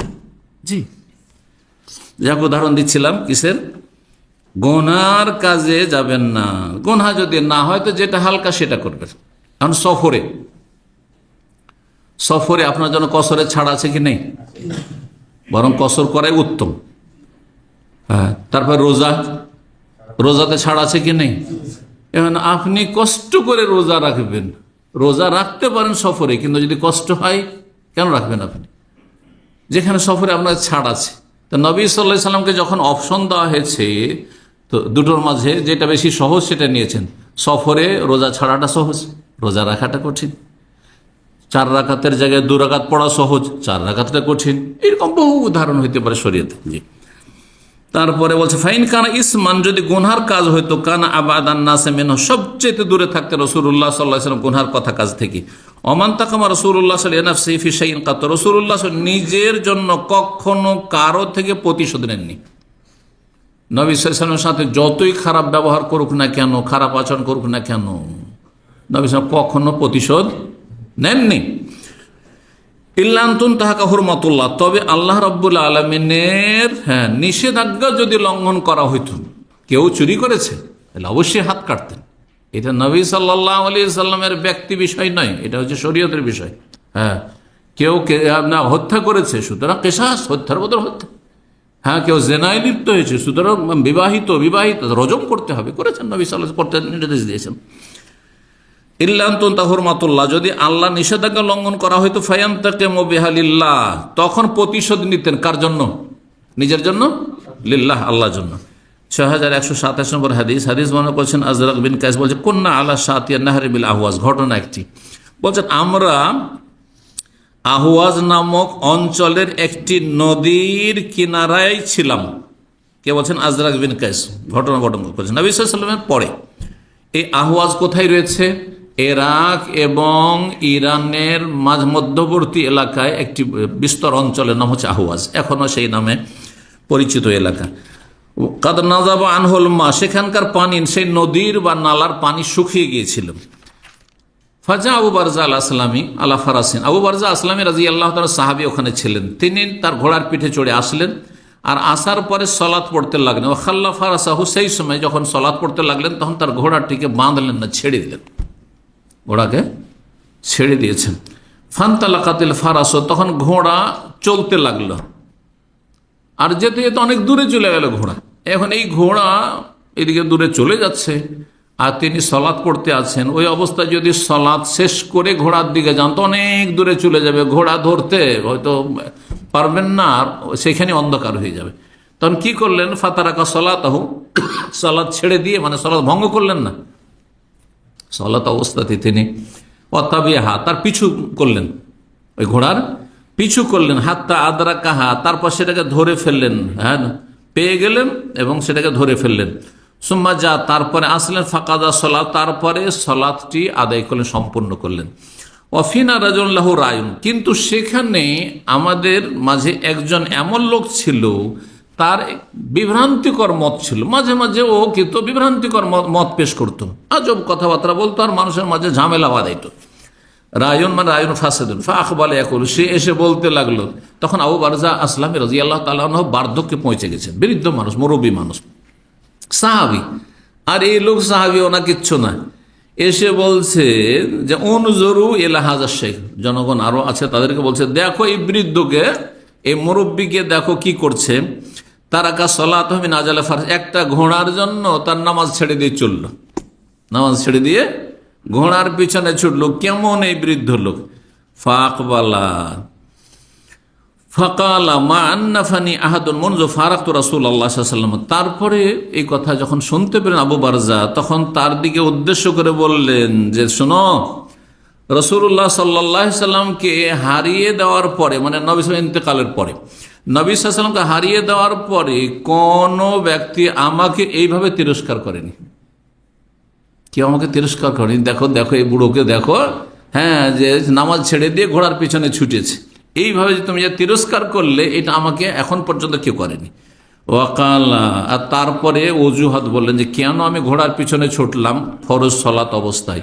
ইন্না মানজিলি মুতারাখিন, আমার বাসা অনেক দূরে, আমার বাড়ি অনেক দূরে বাসস্থান। ফালাউ সাল্লাইতু, যদি আমি ওই সময় নামাজ চালিয়ে যেতাম, অতারাক্তু, আর যদি এই ঘোড়াকে ছেড়েই দিতাম যে যাচ্ছিস যা, লাম আতে আহলি ইলাল্লাহ, তো রাত পর্যন্ত আমি বাড়ি ফিরতে পারতাম না, অন্ধকার হয়ে যেত, ওটা রাতই হয়তো ফিরতে পারতাম বাড়ি, আর এখানে থাকা আমার পক্ষে সম্ভব ছিল না। ওয়াজাকারা, আর তারপর উল্লেখ করে আন্নাহু সাহিবান নবী সাল্লাল্লাহু আলাইহি ওয়াসাল্লাম ফারা মিন তাইসিরি, নবী সাল্লাল্লাহু আলাইহি ওয়াসাল্লামের তিনি সঙ্গী সাহাবী ছিলেন এবং নবী সাল্লাল্লাহু আলাইহি ওয়াসাল্লাম সব সময় যে কোনো বিষয়কে সহজ করেছেন, এটা দেখেছেন তিনি। তা আমার জন্য সহজ হচ্ছে যে যাতে করে আমি পেরেশান না হই, কষ্ট না পাই, ঘোড়াটাকে ধরে ফেলি, সেই জন্য সালাত ছেড়ে আমি ঘোড়ার পিছনে ছুটলাম এবং ঘোড়াটিকে ধরলাম। আরেকটি হাদিস দিয়ে শেষ করছি। আবু হুরায়রা রাদিয়াল্লাহু তাআলা আনহু বলেন, তিনি বলেন যে আখবরাহু, জানিয়েছেন তার ছাত্র ওবায়দুল্লাহ বিন আব্দুল্লাহ বিন উতবা প্রখ্যাত তাবেঈ, আন্না আরাবিয়ান বালা ফিল মসজিদ, জনৈক বেদুইন এসে মসজিদে নববীতে পেশাব করে দিল। ঘটনা আপনারা শুনেছেন। ফাসারা ইলাইহিন নাস, তখন লোকেরা তার দিকে ঝাঁপিয়ে পড়লো সবাই, লিয়াকাউ বিহি, তাকে ধরার জন্য, হ্যাঁ, হয়তো তাকে মারধর করতে লাগবে। ফকাল আহম রাসূলুল্লাহ সাল্লাল্লাহু আলাইহি ওয়াসাল্লাম, তাদেরকে বললেন দাউহু, ছেড়ে দাও এই লোকটিকে। ওয়াহরিকু আলা বাউলিহি যানুবা মিন মাইন, এই কথা বললেন না যে ওই লোককে বলো যে পানি নিয়ে এসে ধুয়ে দিক, এটাও করলেন না। দেখেন উত্তম চরিত্র। অথচ এটা কোনো নাজায়েজ ছিল না। যে এই লোক পেশাব করলো তাকে যদি বলেন যে মসজিদ সাফ করে যা, কোনো খারাপ কথা হইল কি? চলবে। কিন্তু এই চলা কথা বললেন না, যেটা বেশি উত্তম আচরণ সেটাই করে রাসূলুল্লাহ সাল্লাল্লাহু আলাইহি ওয়াসাল্লাম। এটা আমাদের জন্য শিক্ষা রয়েছে।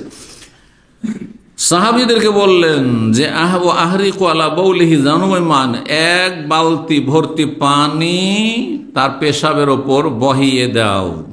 জানুবান মানে ভর্তি বালতি, খালি বালতিকে বলা হয় না। আর সাজলান মিম্মা, সেটাও ভর্তি বালতি। আর দালউন মানে খালি বালতি। এগুলো পার্থক্য আরবিতে রয়েছে। যদি বালতিতে পানি না থাকে তাহলে ওর নাম হচ্ছে দলু।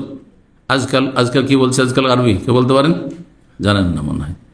বালতির আরবি আপনারা কেন বালতি কেনেন না? হ্যাঁ, সাতল, মাশাআল্লাহ বলতে পেরেছেন। সাতল মানে বালতি হয়, কিন্তু খালি বালতি। আর আপনার জানুবান বা সাজলান, এগুলোর মানে হচ্ছে ভর্তি বালতি। ফাইন্নামা বয়স্তু মুয়াসসিরিন ওয়ালাম তুবাসু মুয়াসসিরিন, কারণ তোমাদেরকে সহজ করার জন্য পাঠানো হয়েছে। তোমরা মানুষের জন্য সহজ করে বিষয়টিকে, আর তোমাদেরকে কঠোর করে পাঠানো হয়নি যে কঠোরতা অবলম্বন করবে। একজন পেশাব করে দিয়েছে, অসভ্য লোক, বেদুইন, জানেন না মসজিদের এহতেরাম সম্মান, সেই জন্য, আর তার উপর কড়াকড়ি করবে, এই জন্য তোমাদেরকে পাঠানো হয়নি। এখানেই আজকের আলোচনা শেষ করছি। ও জাযাকুমুল্লাহ খাইর। আল্লাহ রাব্বুল আলামিন আপনাদের দিন দুনিয়া যেন বরকত দান করেন, সমস্ত বালা মুসিবত অনিষ্ট থেকে আল্লাহ যেন হেফাজতে রাখেন, রুজিতে বরকত দান করেন। সুবহান রাব্বিকা রাব্বিল ইজ্জাতি আম্মা ইয়াসিফুন ওয়া সালামুন আলাল মুরসালিন ওয়ালহামদুলিল্লাহি রাব্বিল আলামিন।